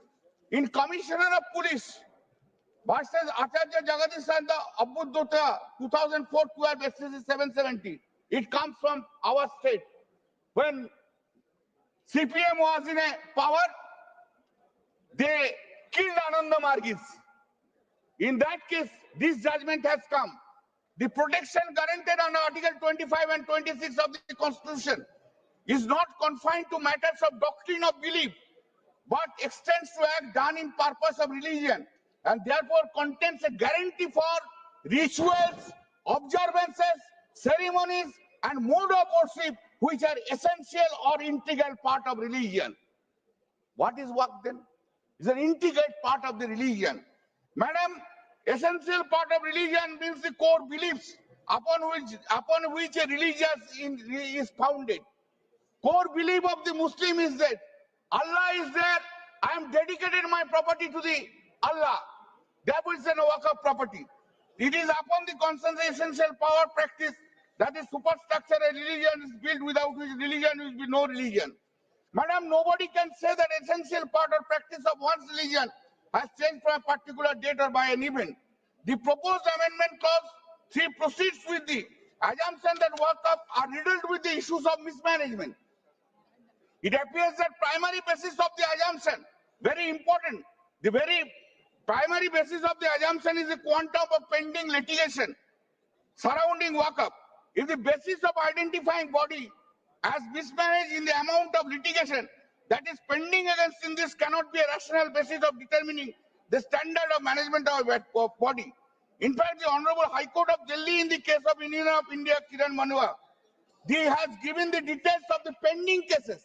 If pending cases are the ground for bringing the legislation, now I tell you the figure, statistics. In the pending civil cases in Supreme Court, 64,687. Pending criminal cases in Supreme Court, 18,235. Total pending cases, 82,922. And in walk-up, all over India, 14 to 15,000 cases are pending. If it cannot be said to be a basis. Madam, Section 3A, the clause creation of clause 4, Section 3B, insertion of section that mandates that every walk-up prior to the commencement of the shall file the details of the walk-up for dedicated to walk-up. I have already dealt with that. Madam, the walk-up board under its main statute has declared a property to be walk-up in the case that the government has to challenge the same before the appropriate court of law. Oh, sorry. Madam, this is a very important, sorry, I have missed it. Now the property, government property, according to Minister, the state government officer above the district magistrate will decide the issue. How it can be? How the state can be judge of its own cause? State will decide, this is my property and it will be binding. And the problem is this, the moment it will be claimed, it will not be treated as a Waqf property. Madam, title of the land only can be decided by the civil court, not by anybody.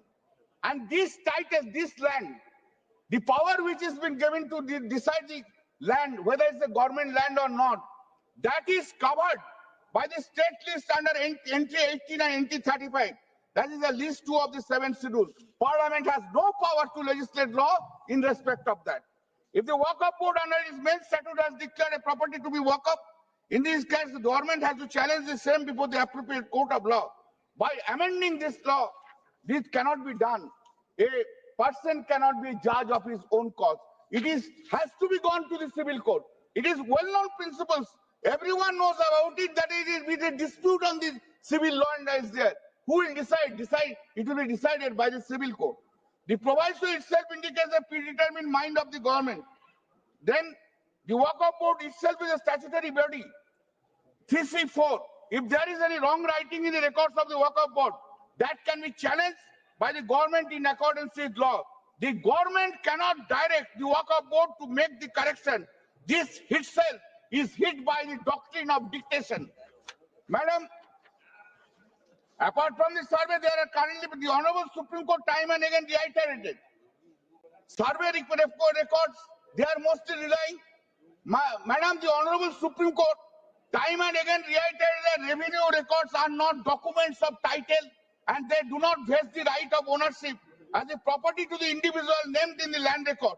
Reference are so many references is there. I am not, this is an elementary thing. Any law student also know this branch of law. Unfortunately, this has not been taken care of by the central government.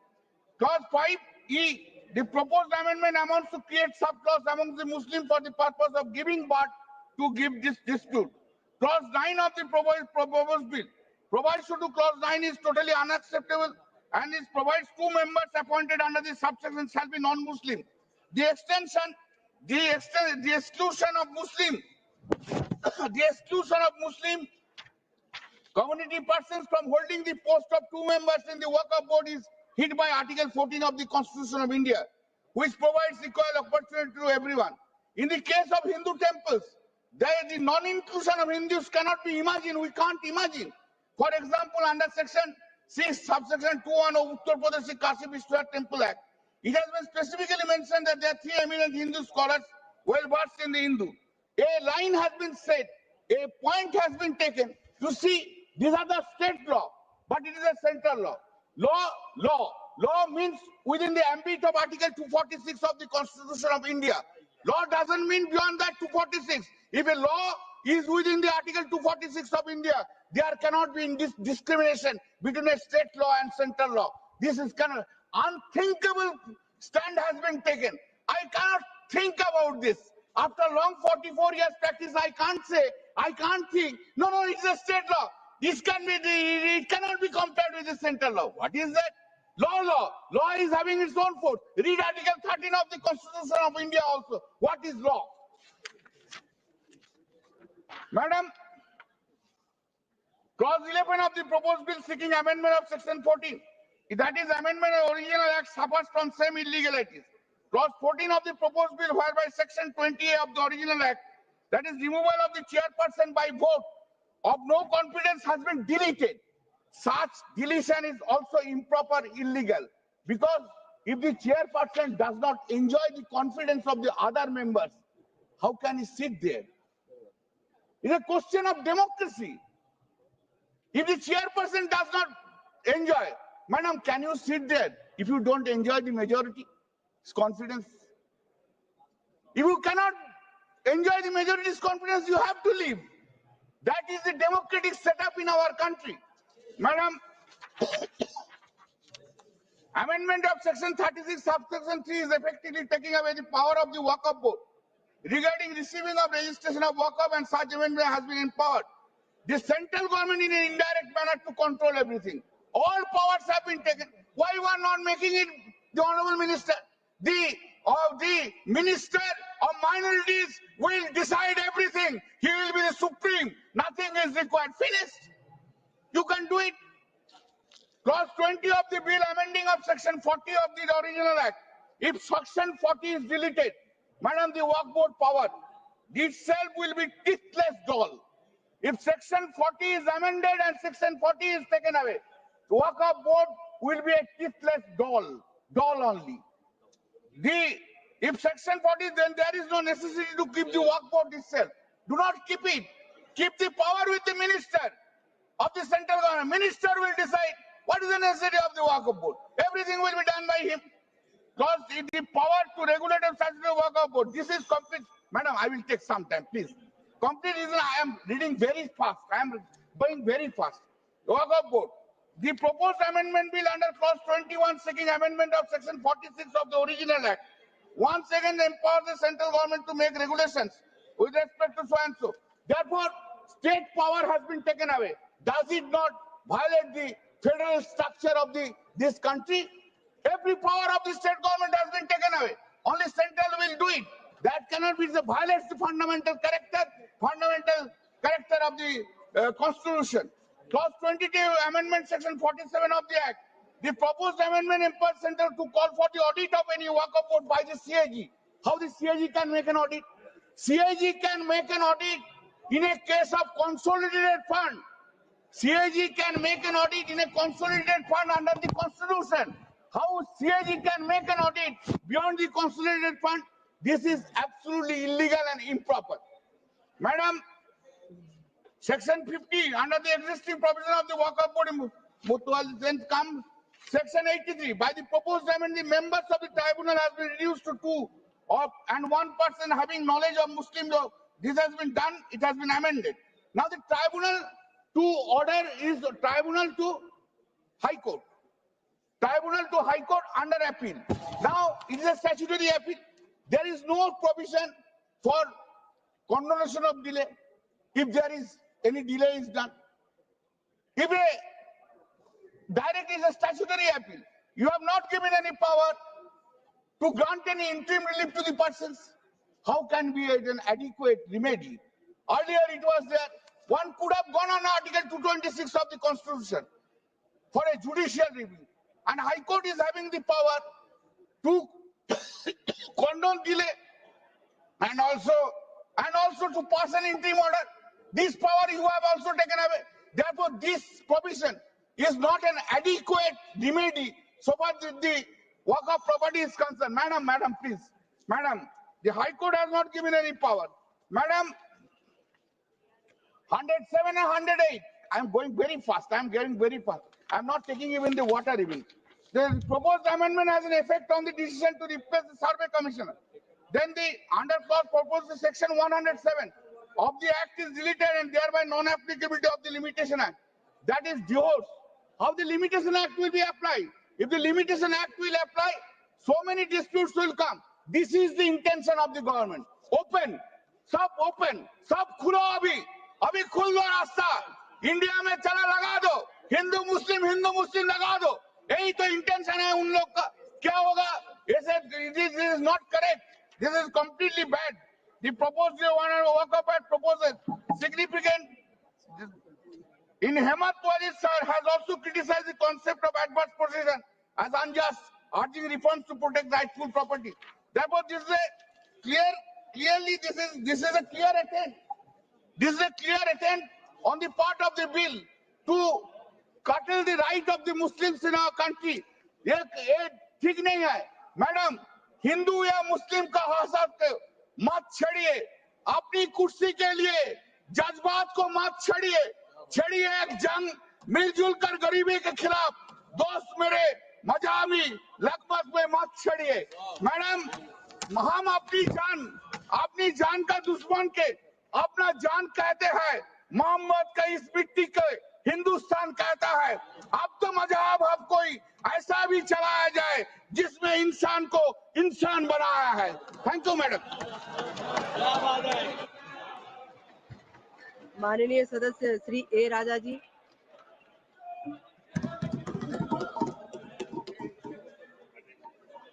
Madam Chairperson, thank you for the opportunity given to me to express my views on behalf of the DMK party.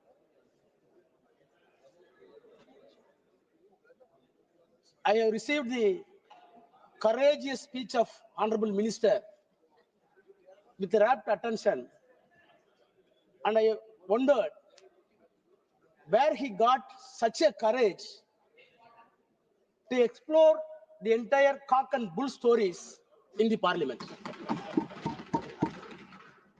Sir, Madam, I dare to say the Honorable Minister, please go through your speeches tomorrow by text.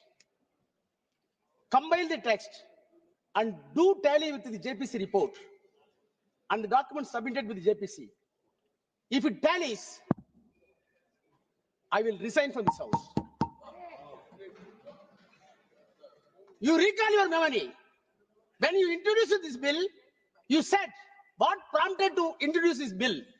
One of the classical examples that has been given by you, the reason for this bill to be piloted when you introduced in Tamil Nadu, in Tiruchirappalli district, entire village running thousands of acres were described as Waqf property. JPC came into Tamil Nadu. The district collector came to depose evidence, and the secretary of the revenue department came to the evidence. CEO of the upward came to evidence. All three officers came to JPC. The chairman is sitting here. Deposed the evidence. The cock and bull story that has been built by you and expressed by you has been demolished. In spite of the cock and bull story, no interference. No interference. Having said the cock and bull story, now we are coming at new cock and bull stories to say the parliament was given to Waqf board. Sir, madam, the irony is that the minorities' rights are going to be protected by way of this bill, where the party is having no members of parliament Muslim community. There is no Muslim MP to introduce and pilot the bill and support the cause of the bill. They are not able to produce a single member of parliament, and they are giving moral advice to us how the secularism can be protected. Madam Chairperson, today it is a remarkable day for the Indian Parliament to design our destiny, whether the country is going to travel, whether the secular country is going to travel in the path which was well beaten by the forefathers of the freedom fighters on the constitution, or a negative path as decided by the communal forces in the country. Sir, I want to start my speech by quoting the Tamil Nadu Assembly passed a resolution. The resolution was moved none other than the Chief Minister of Tamil Nadu, Mr. M.K. Stalin. The resolution unanimously passed. The stand that I quote, our stand, the Waqf Bill introduced by the Parliament against minority rights, against religious freedom, unconstitutional, contrary to the purpose of Waqf, inconsistent with judicial findings, unnecessary and confusing. If passed, it will cripple the Waqf institutions and harm the Muslim community. Therefore, the Assembly urges Union government to completely withdraw the Waqf Amendment Bill. Unquote.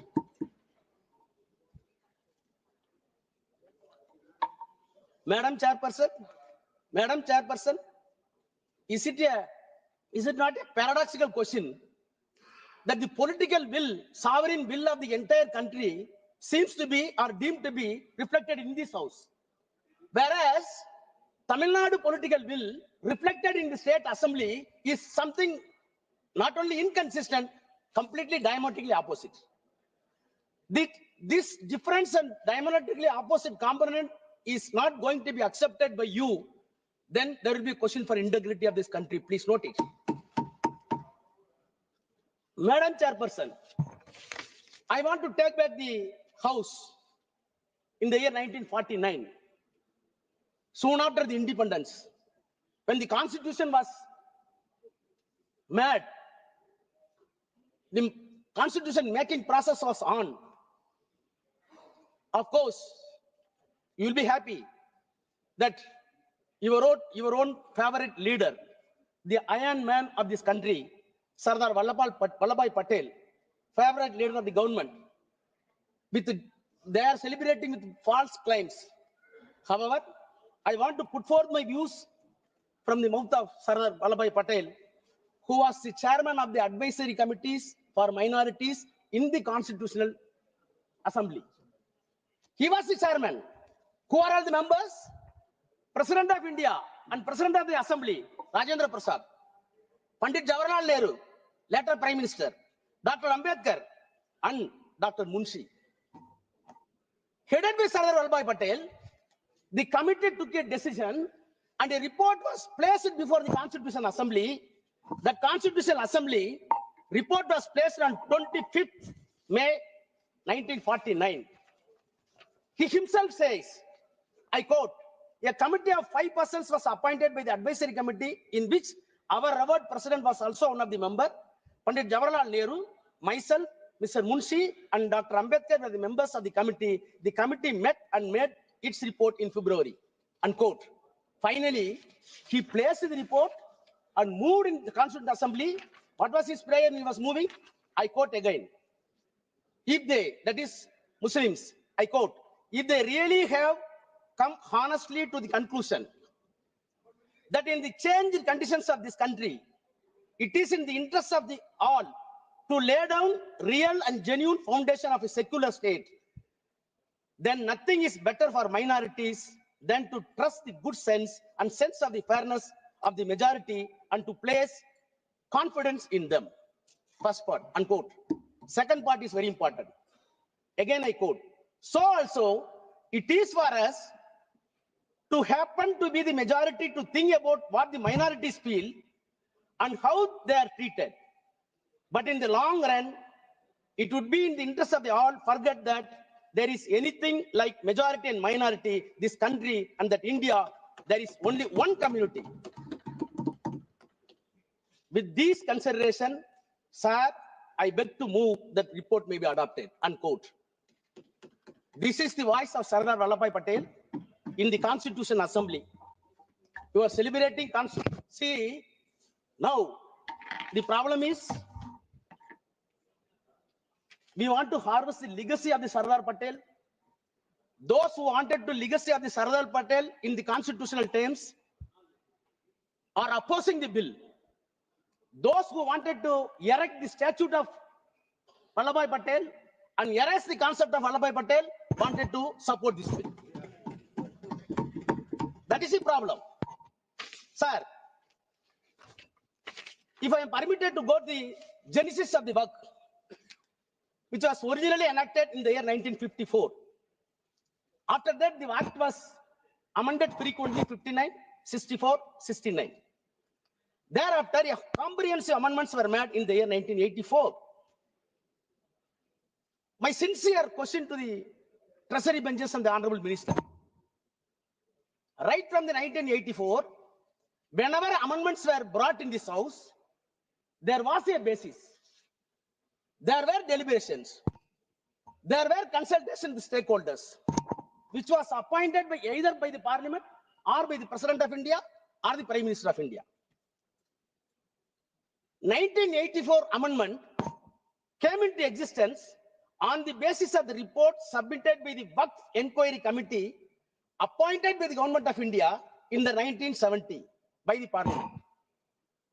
So a committee was formed in the year 1970. The report was placed. After 14 years, the amendments were made. I surprised when I went through the document in 1970. What a beautiful and sensible deliberation took place in 1970. In spite of that, the protests were made against 1970. Late, it came in 1984. Madam, if at all so many recommendations were made in 1970, in 1984, the Parliament was enabled to take 2 amendments. One is for limitation, which was extended to 30 years for the properties. The second one is the act applicable to the evacui properties. No other provisions were implemented, not because of the protests of the Hindus, the protests of the Muslims themselves. It was fairly accepted by the Nehru and government. After that, 1995 Act came into existence. I am an antibiotic, so that I have to take. See, what I wanted to impress upon the minister and the house, whenever the amendment came into existence, on the reasonable basis, on the institutional outcome, the amendments were done. Take 1995. 1995, how the act came into existence? Sorry.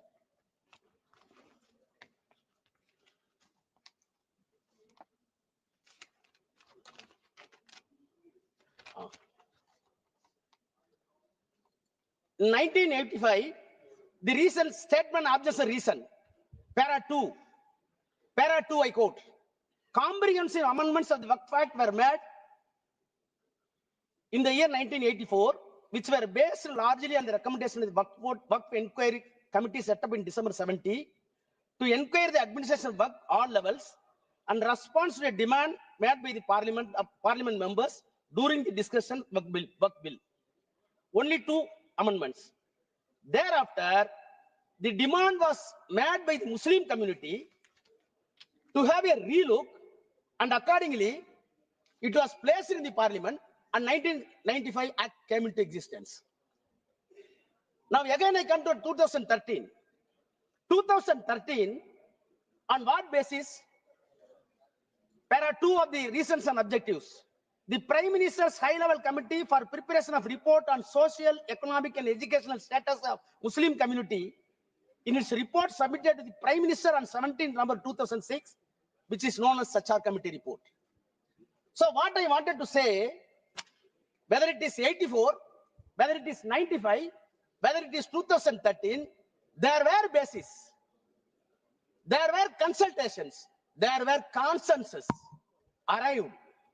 Then the white paper was filed to the parliament. Then they brought the amendments. Now tell me, please tell me, on what basis this bill is being brought in house? On what basis? You can say so many stakeholders. How many stakeholders came to the JPC and substantiated our claim? Nothing.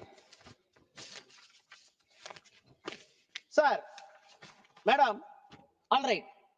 The way in which the bill is brought and piloted is still itself is something surreptitious measure. Surreptitious. Now, I am coming to the objection reasons of the present bill. The present bill says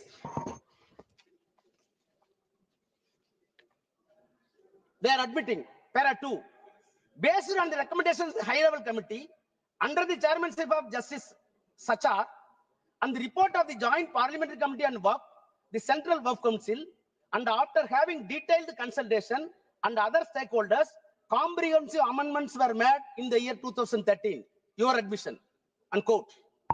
Then you start the same paragraph, I quote, despite the amendments, please hear, despite the amendments, it has been observed that the Act still requires further improvement to effectively address issues related to the powers of the Waqf Board, registration and survey of the properties, removal of encroachment, including the definition of the Waqf. 5 components. You said, in addition to the 2013, even on the basis of the Sachar Committee report, you wanted to address 5 more components according to you, which are missing in the S12 bill, S12 Act. Let us pursue. Now I come to your 5 pillars. I can easily demonstrate that the definition of the Waqf, it is nothing but artfully confused for the non-existence of Waqf. Removal of the encroachment. It is nothing but empowering the government to grab the property. Survey of the property, it is nothing but a mockery, because Government of India already filed an application, filed an affidavit before Supreme Court. More than 90% survey is already over. Now you are coming for survey. Registration of work, it is not at all humanly possible according to your text. I will come to that. Powers of the state boards, it becomes recreation club. I will demonstrate. Sir, as a student of law, I got anguish when see the amendments. And I challenge the minister with the due humility. Please show one improvement on these 5 heads beyond the 2013 Act. Then I will ready to salute you. You can't. You can't. On the contrary, Madam Chairperson, I have been in the parliament more than 22 years. I know the legislative business. Being a lawyer, I am well versed. But have you come across a bill is being brought to the parliament cunningly and cleverly to remove the amendments which were brought in the 1995 and 2013 after due deliberation and approved by the same parliament? If you really honest, you must repeal the 2013. You must repeal the 1995, because most of the amendments brought in 1995 in 2013 were completely removed by way of this amendment. What does it mean? What does it mean? I want to quote the quote of B.R. Krishna, a known jurist. I quote, Parliament is a great inquest of the nation, the great auditor and ombudsman of the executive, the final arbiter, policy monitor, and destiny discerner of the people, unquote. I dare to charge the government that this parliament is being used as a mere ventilating chamber, and it has been undermined. It is nothing but an unpardonable onslaught on the constitution religion. One day you will be repent. Now, I will turn to the provisions of the bill. 5 components, definition of the work. My learned friend, including Kalyan Banerjee, everybody, even Akhilesh, my brother Akhilesh,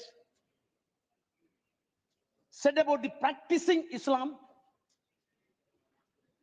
Then nobody should be indulged in contrivance. Where you got all this language? I am a Hindu. I may be a believer.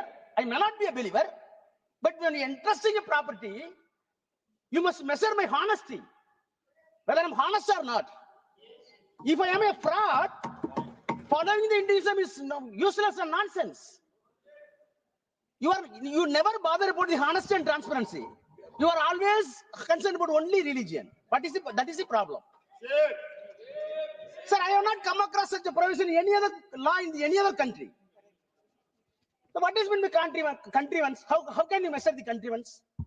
So Islamic practice and I'm having, please madam, I can get the time from Congress also.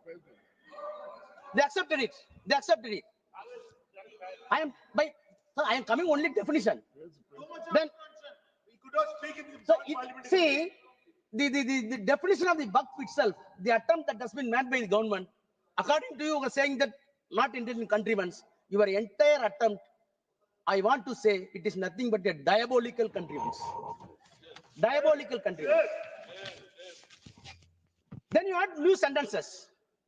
What are the sentences? Section 3, 3A. What is happening in this country? Have you come across the Transfer of Property Act? Section 3A says only the real and original owner can donate the property to the Waqf. What is this? Only owner can transfer. If a non-owner transferring property is not alienated, it is invalid. It is invalid. I can spend my own money. If I am taking money from my brother, it is a stealthy. Why you are bringing such act? I'm not able to understand. Then 3B. No, see, no.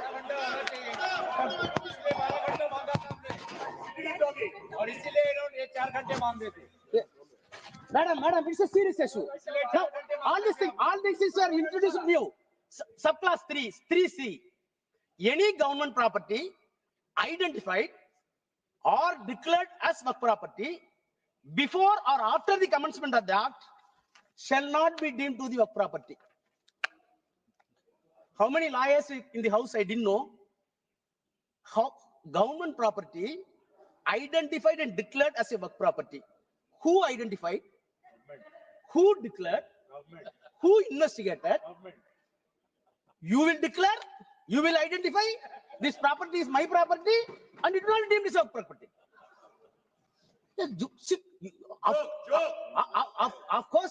Of course, all constitutional bodies having discretion. Justice Patanjali in 1960 said, yes, we are having judicial discretion, but judicial discretion should not be a caveman discretion. Your discretion here is caveman discretion. So, in the name of the improvement, the government attempts to defeat the concept of Waqf, and you want to snatching the entire Waqf property in the name of the act to the government. Coming to the second, survey of the Waqf properties and removal of the encroachment. That itself is contradictory. Survey of the property is affirmative. Encroachment of the Waqf property is negative. You wanted to club it more in one. Section 4, Madam Chairperson, survey of the property for the Waqf in the S2L Act, in the present Act, a survey commissioner has been designated, appointed by the government, independent to the government. He is not an independent government officer. So when dispute comes to the government and the Waqf board, the independent officer must follow the civil procedure code to investigate the title and come to a conclusion. He's a civil court. Now, survey commissioner has been replaced with the district collector. Yes. My honest question is, any dispute between the Waqf board and the government, how a collector can be a judge?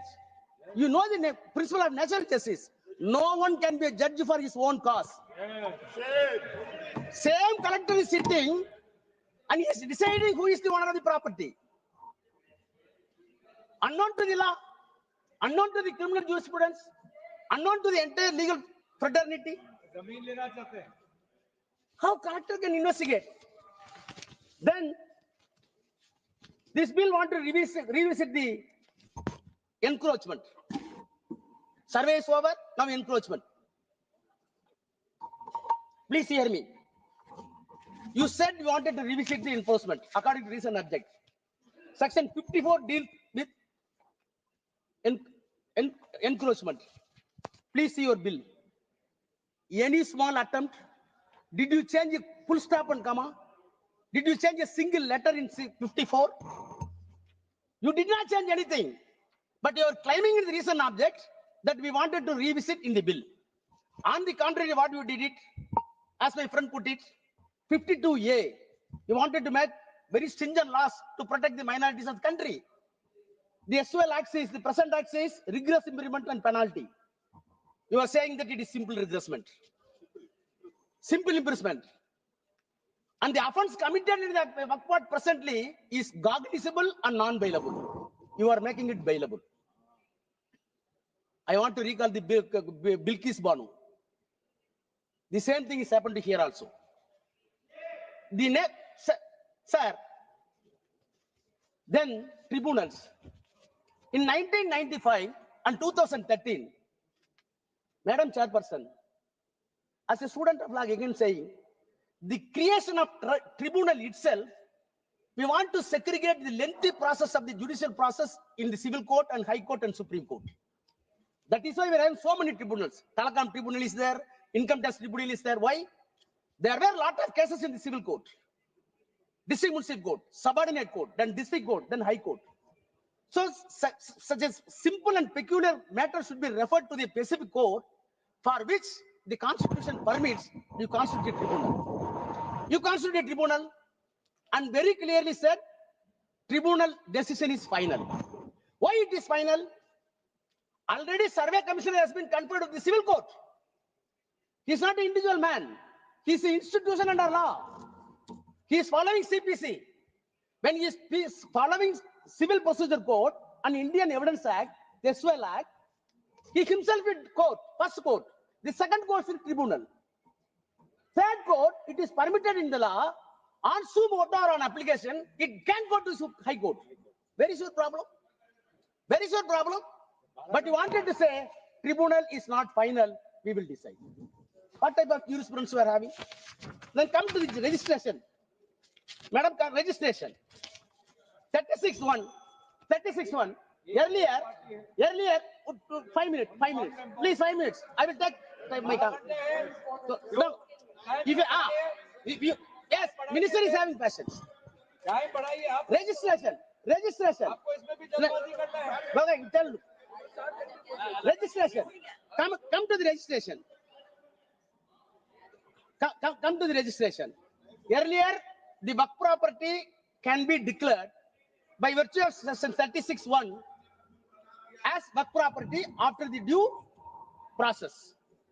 What are the process? In the act itself says. Now, you want to bring 7A. What 7A says? 7A is a peculiar provision which will defeat the entire Waqf properties. I will read, please permit me to read section 7. Huh? No, section 7. 14, 7 here. Section 7. Oh, no. What is removed? 7A. Sorry, Chairperson.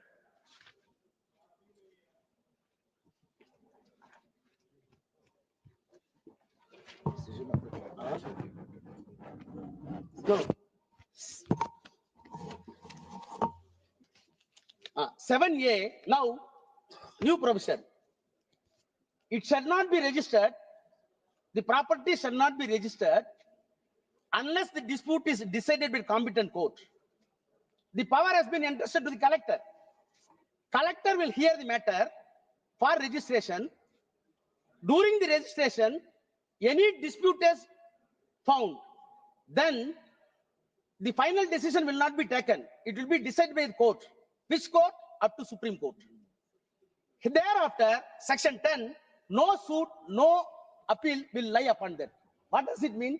You wanted to say this property is not Waqf property, go for the dispute, it will go to Supreme Court, it will take 30 years. Till then, this property will be deemed as government property. What does it mean? It will be deemed as a government property. What does it mean? Then come to the register.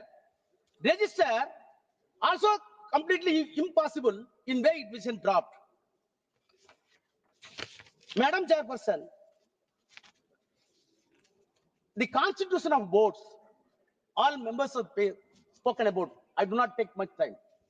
Why you are injecting non-Muslims? HRNC Act are there in each and every act.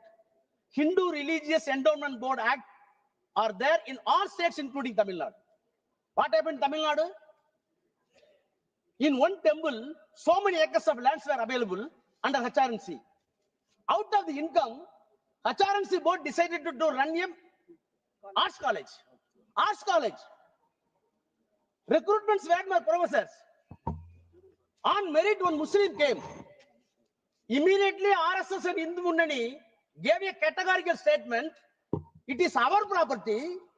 Why you are accommodating a Muslim professor?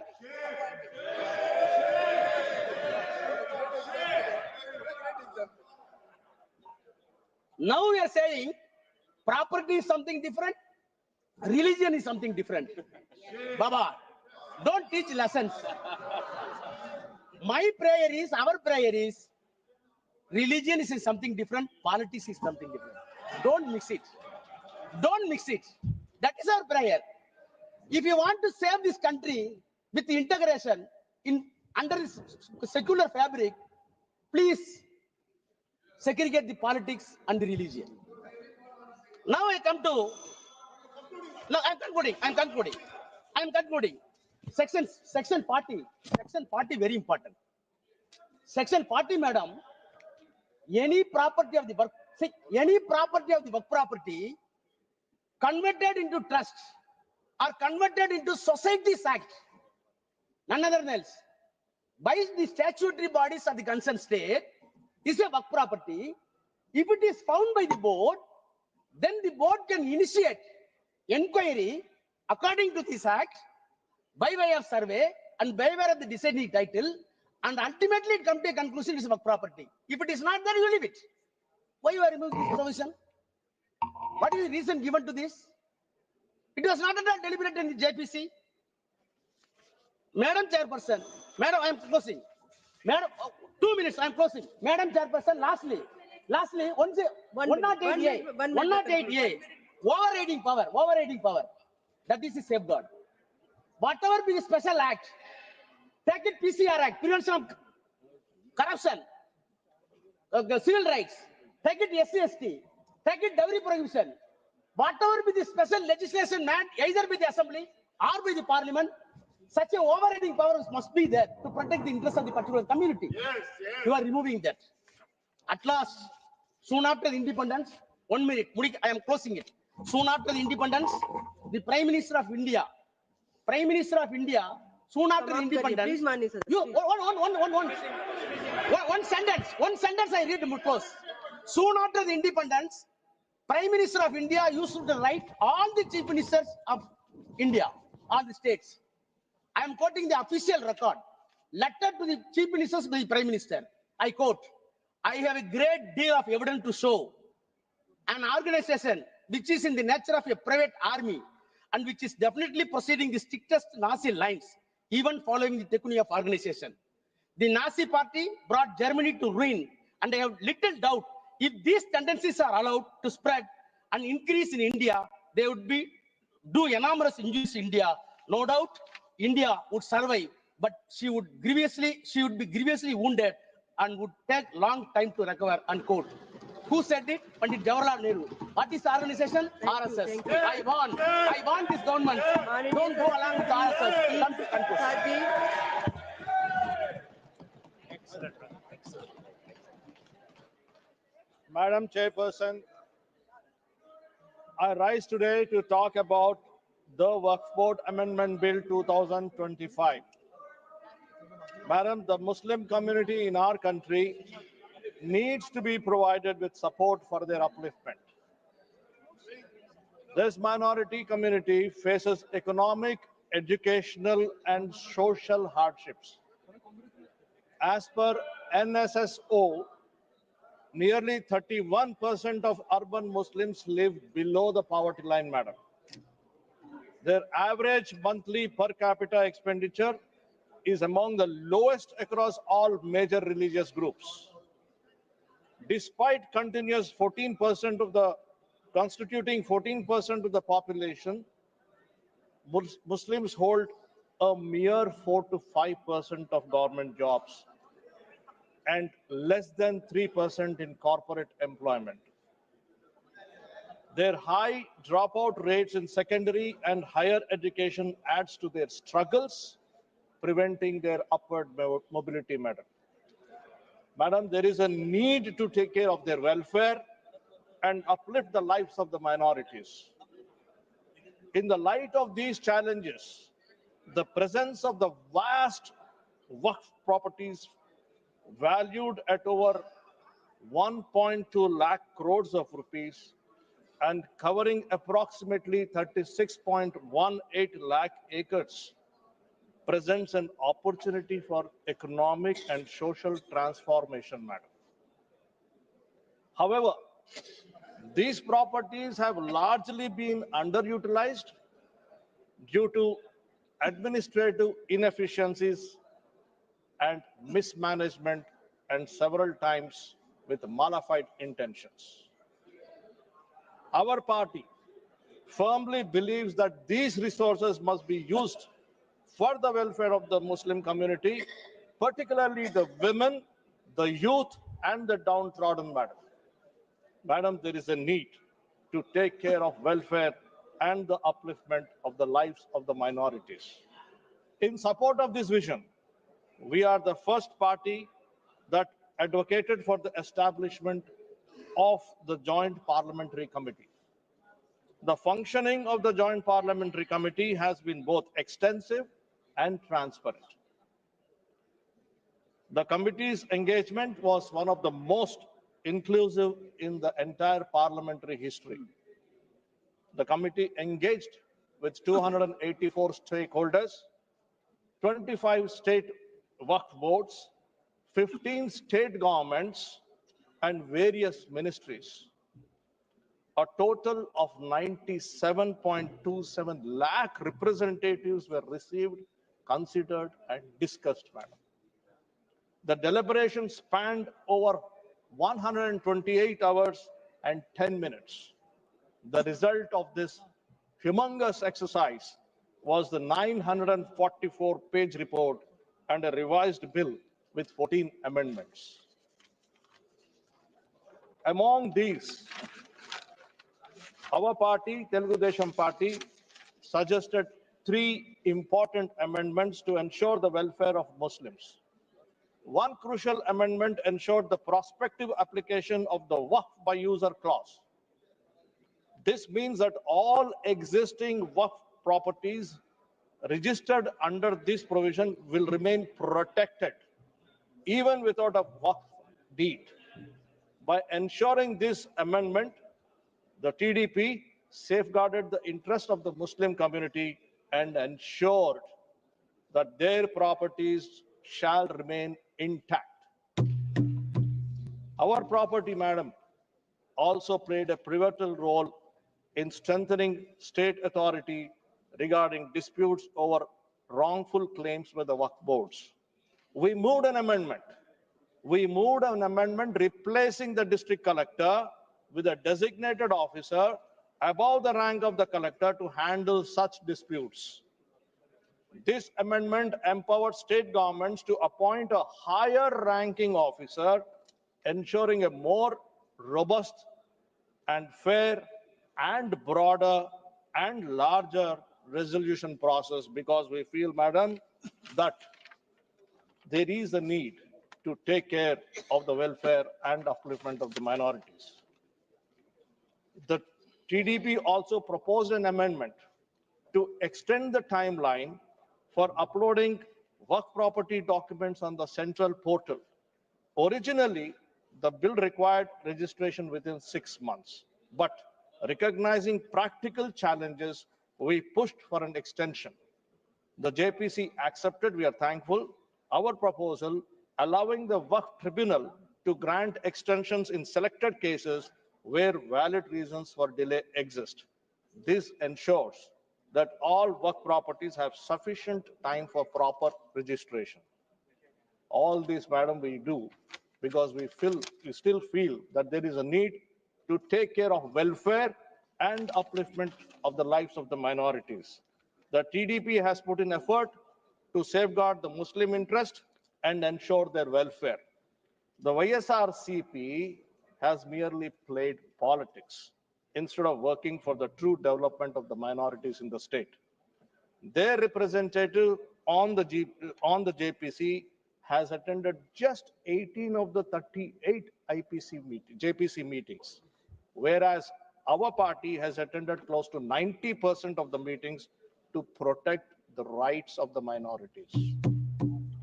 They have treated Muslims as nothing more than a word bank, while we see them as an integral community that deserves protection and upliftment. The TDP's role in shaping this bill shows our commitment for Muslim and minority welfare. Ensuring the welfare of minorities has always been the top priority since the formation of our party, madam. Under the leadership of our founder, Sri N.T. Ramarao Garu, in 1985, TDP established Minorities Finance Corporation, the first of its kind in India to provide financial assistance and business opportunities to Muslims. Under the visionary leadership of Sri Chandrababu Naidu Garu, welfare, upliftment, empowerment for the minorities has always remained a priority for the Telugu Desam Party. Madam, on 25 July 2002, Dr. APJ Kalam was sworn in as the 11th President of India. Please recall that our Honorable Chief Minister, Sri Nara Chandrababu Naidu, proposed his name. Again, ma'am, in 1991, Sri Laljan Pasha Ji has been elected as Honorable Member of Parliament to this House. In 1996, TDP declared Urdu as a second official language under the leadership of CM Chandrababu Naidu ji, improving educational and administrative opportunities for Muslims. In 1998, TDP established Maulana Azad National Urdu University in Hyderabad, one more university in Kurnool.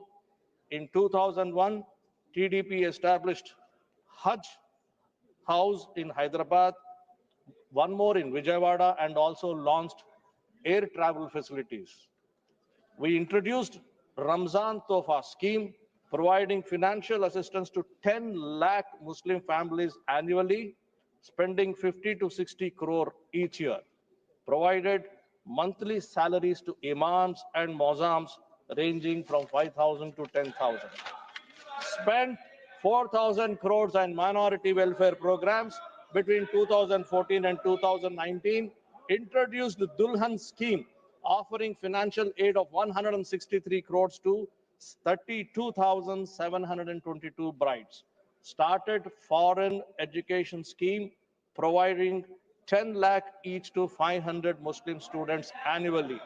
Held job fairs distributing 113 crore scholarships to 5 lakh Muslim students. Invested 31.64 crores in post-matric scholarships for more than 39,000 Muslim students. In conclusion, Madam, why we did all this? Because we strongly believe that there is a need to take care of the welfare and upliftment of the minorities. In conclusion, the Telugu Desam Party has always stood by the welfare and upliftment of the Muslim community, ensuring their rights and development. In line with this commitment, I urge the government to consider providing flexibility to the state governments in deciding the composition of the Waqf boards. Given that Andhra Pradesh has already enacted the Andhra Pradesh Charitable and Hindu Religious Institutions Endowments Act 1987, permitting religious autonomy. Providing states the power to determine composition of the Waqf boards will ensure the welfare of the Muslim community. This step will ensure the TDP's dedication to the inclusive growth and welfare of the communities. Madam, once again, in the interest of the Muslim women, in the interest of the Muslim youth, in the interest of the Muslim downtrodden, hoping that the earlier suggestion of giving flexibility to the state governments will be taken into consideration while framing the rules of the Act. We support the Waqf Amendment Bill 2025. Thank you, Madam, for giving me this opportunity. माननीय सदस्य श्री राजीव रंजन जी।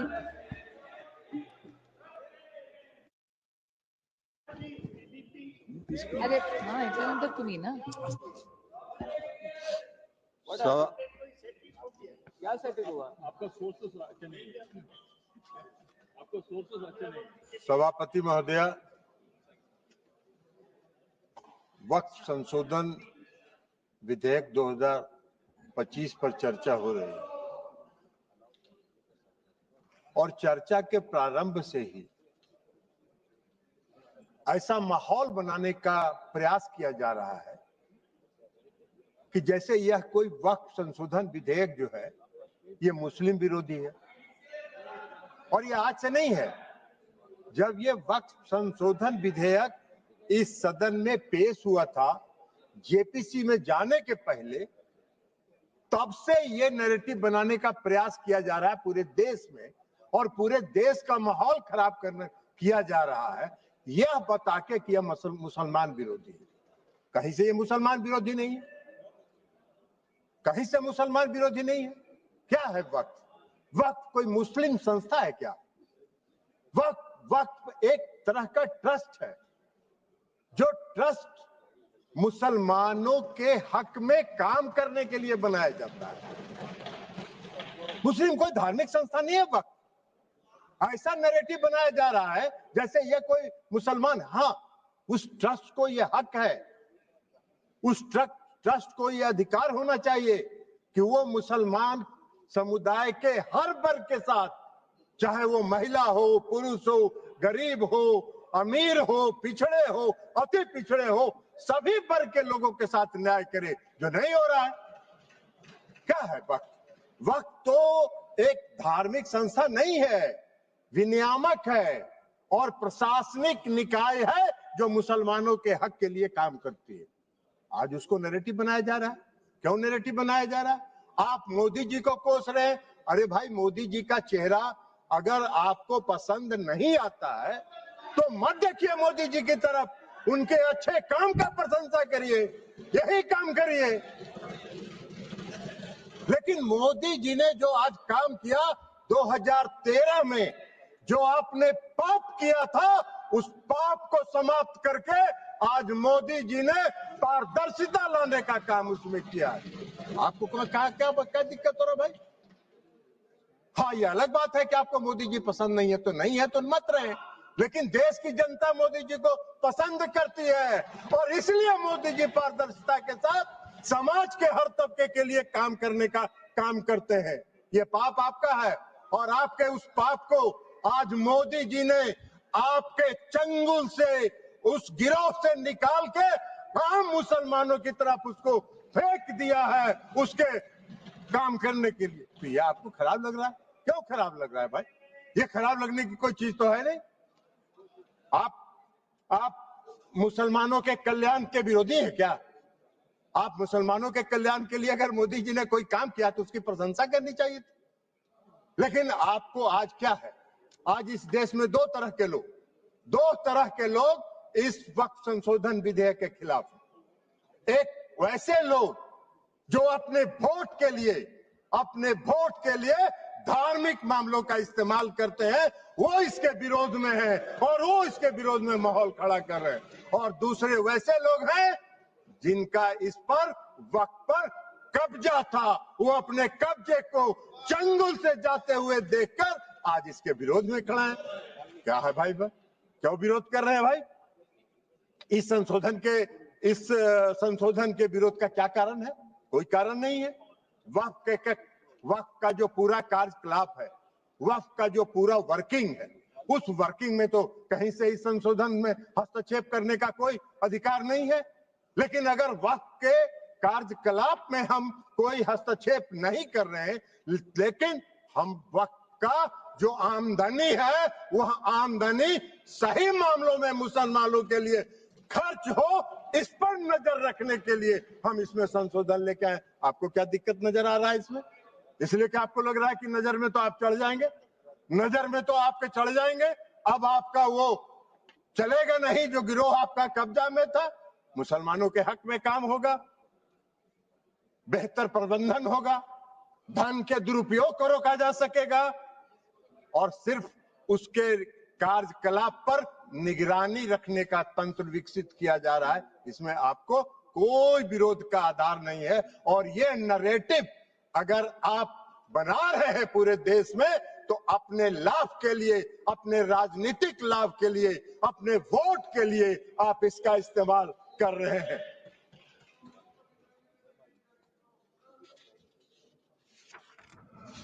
सभापति महोदया, इस संशोधन से क्या होगा? इस संशोधन से सबसे बड़ा फायदा क्या है? आज मुसलमान समुदाय के अंदर, ये नैरेटिव तो आप बना नहीं रहे, मुसलमान समुदाय के अंदर पसमानदा समाज के भी लोग हैं। आप जरा बताइए हमको, पूरे देश भर का उदाहरण देके बताइए कि पसमानदा समाज का वक्फ पर कोई है? वक्फ में उसका बेचारे का कोई से है? कितनी बड़ी आबादी है पसमानदा समाज की, उसका कोई से है? आप पूरे देश में, आपके नेता, कांग्रेस पार्टी के नेता पूरे देश में चिल्ला चिल्ला के कह रहे हैं जातीय गणना कराइए, जनगणना कराइए। तो कराइए, तो मुसलमान के पसमानदा के आप खिलाफ कहां? अगर उनको हक दिया जा रहा है और उनको अधिकार दिया जा रहा है। आपको बता देते हैं, आप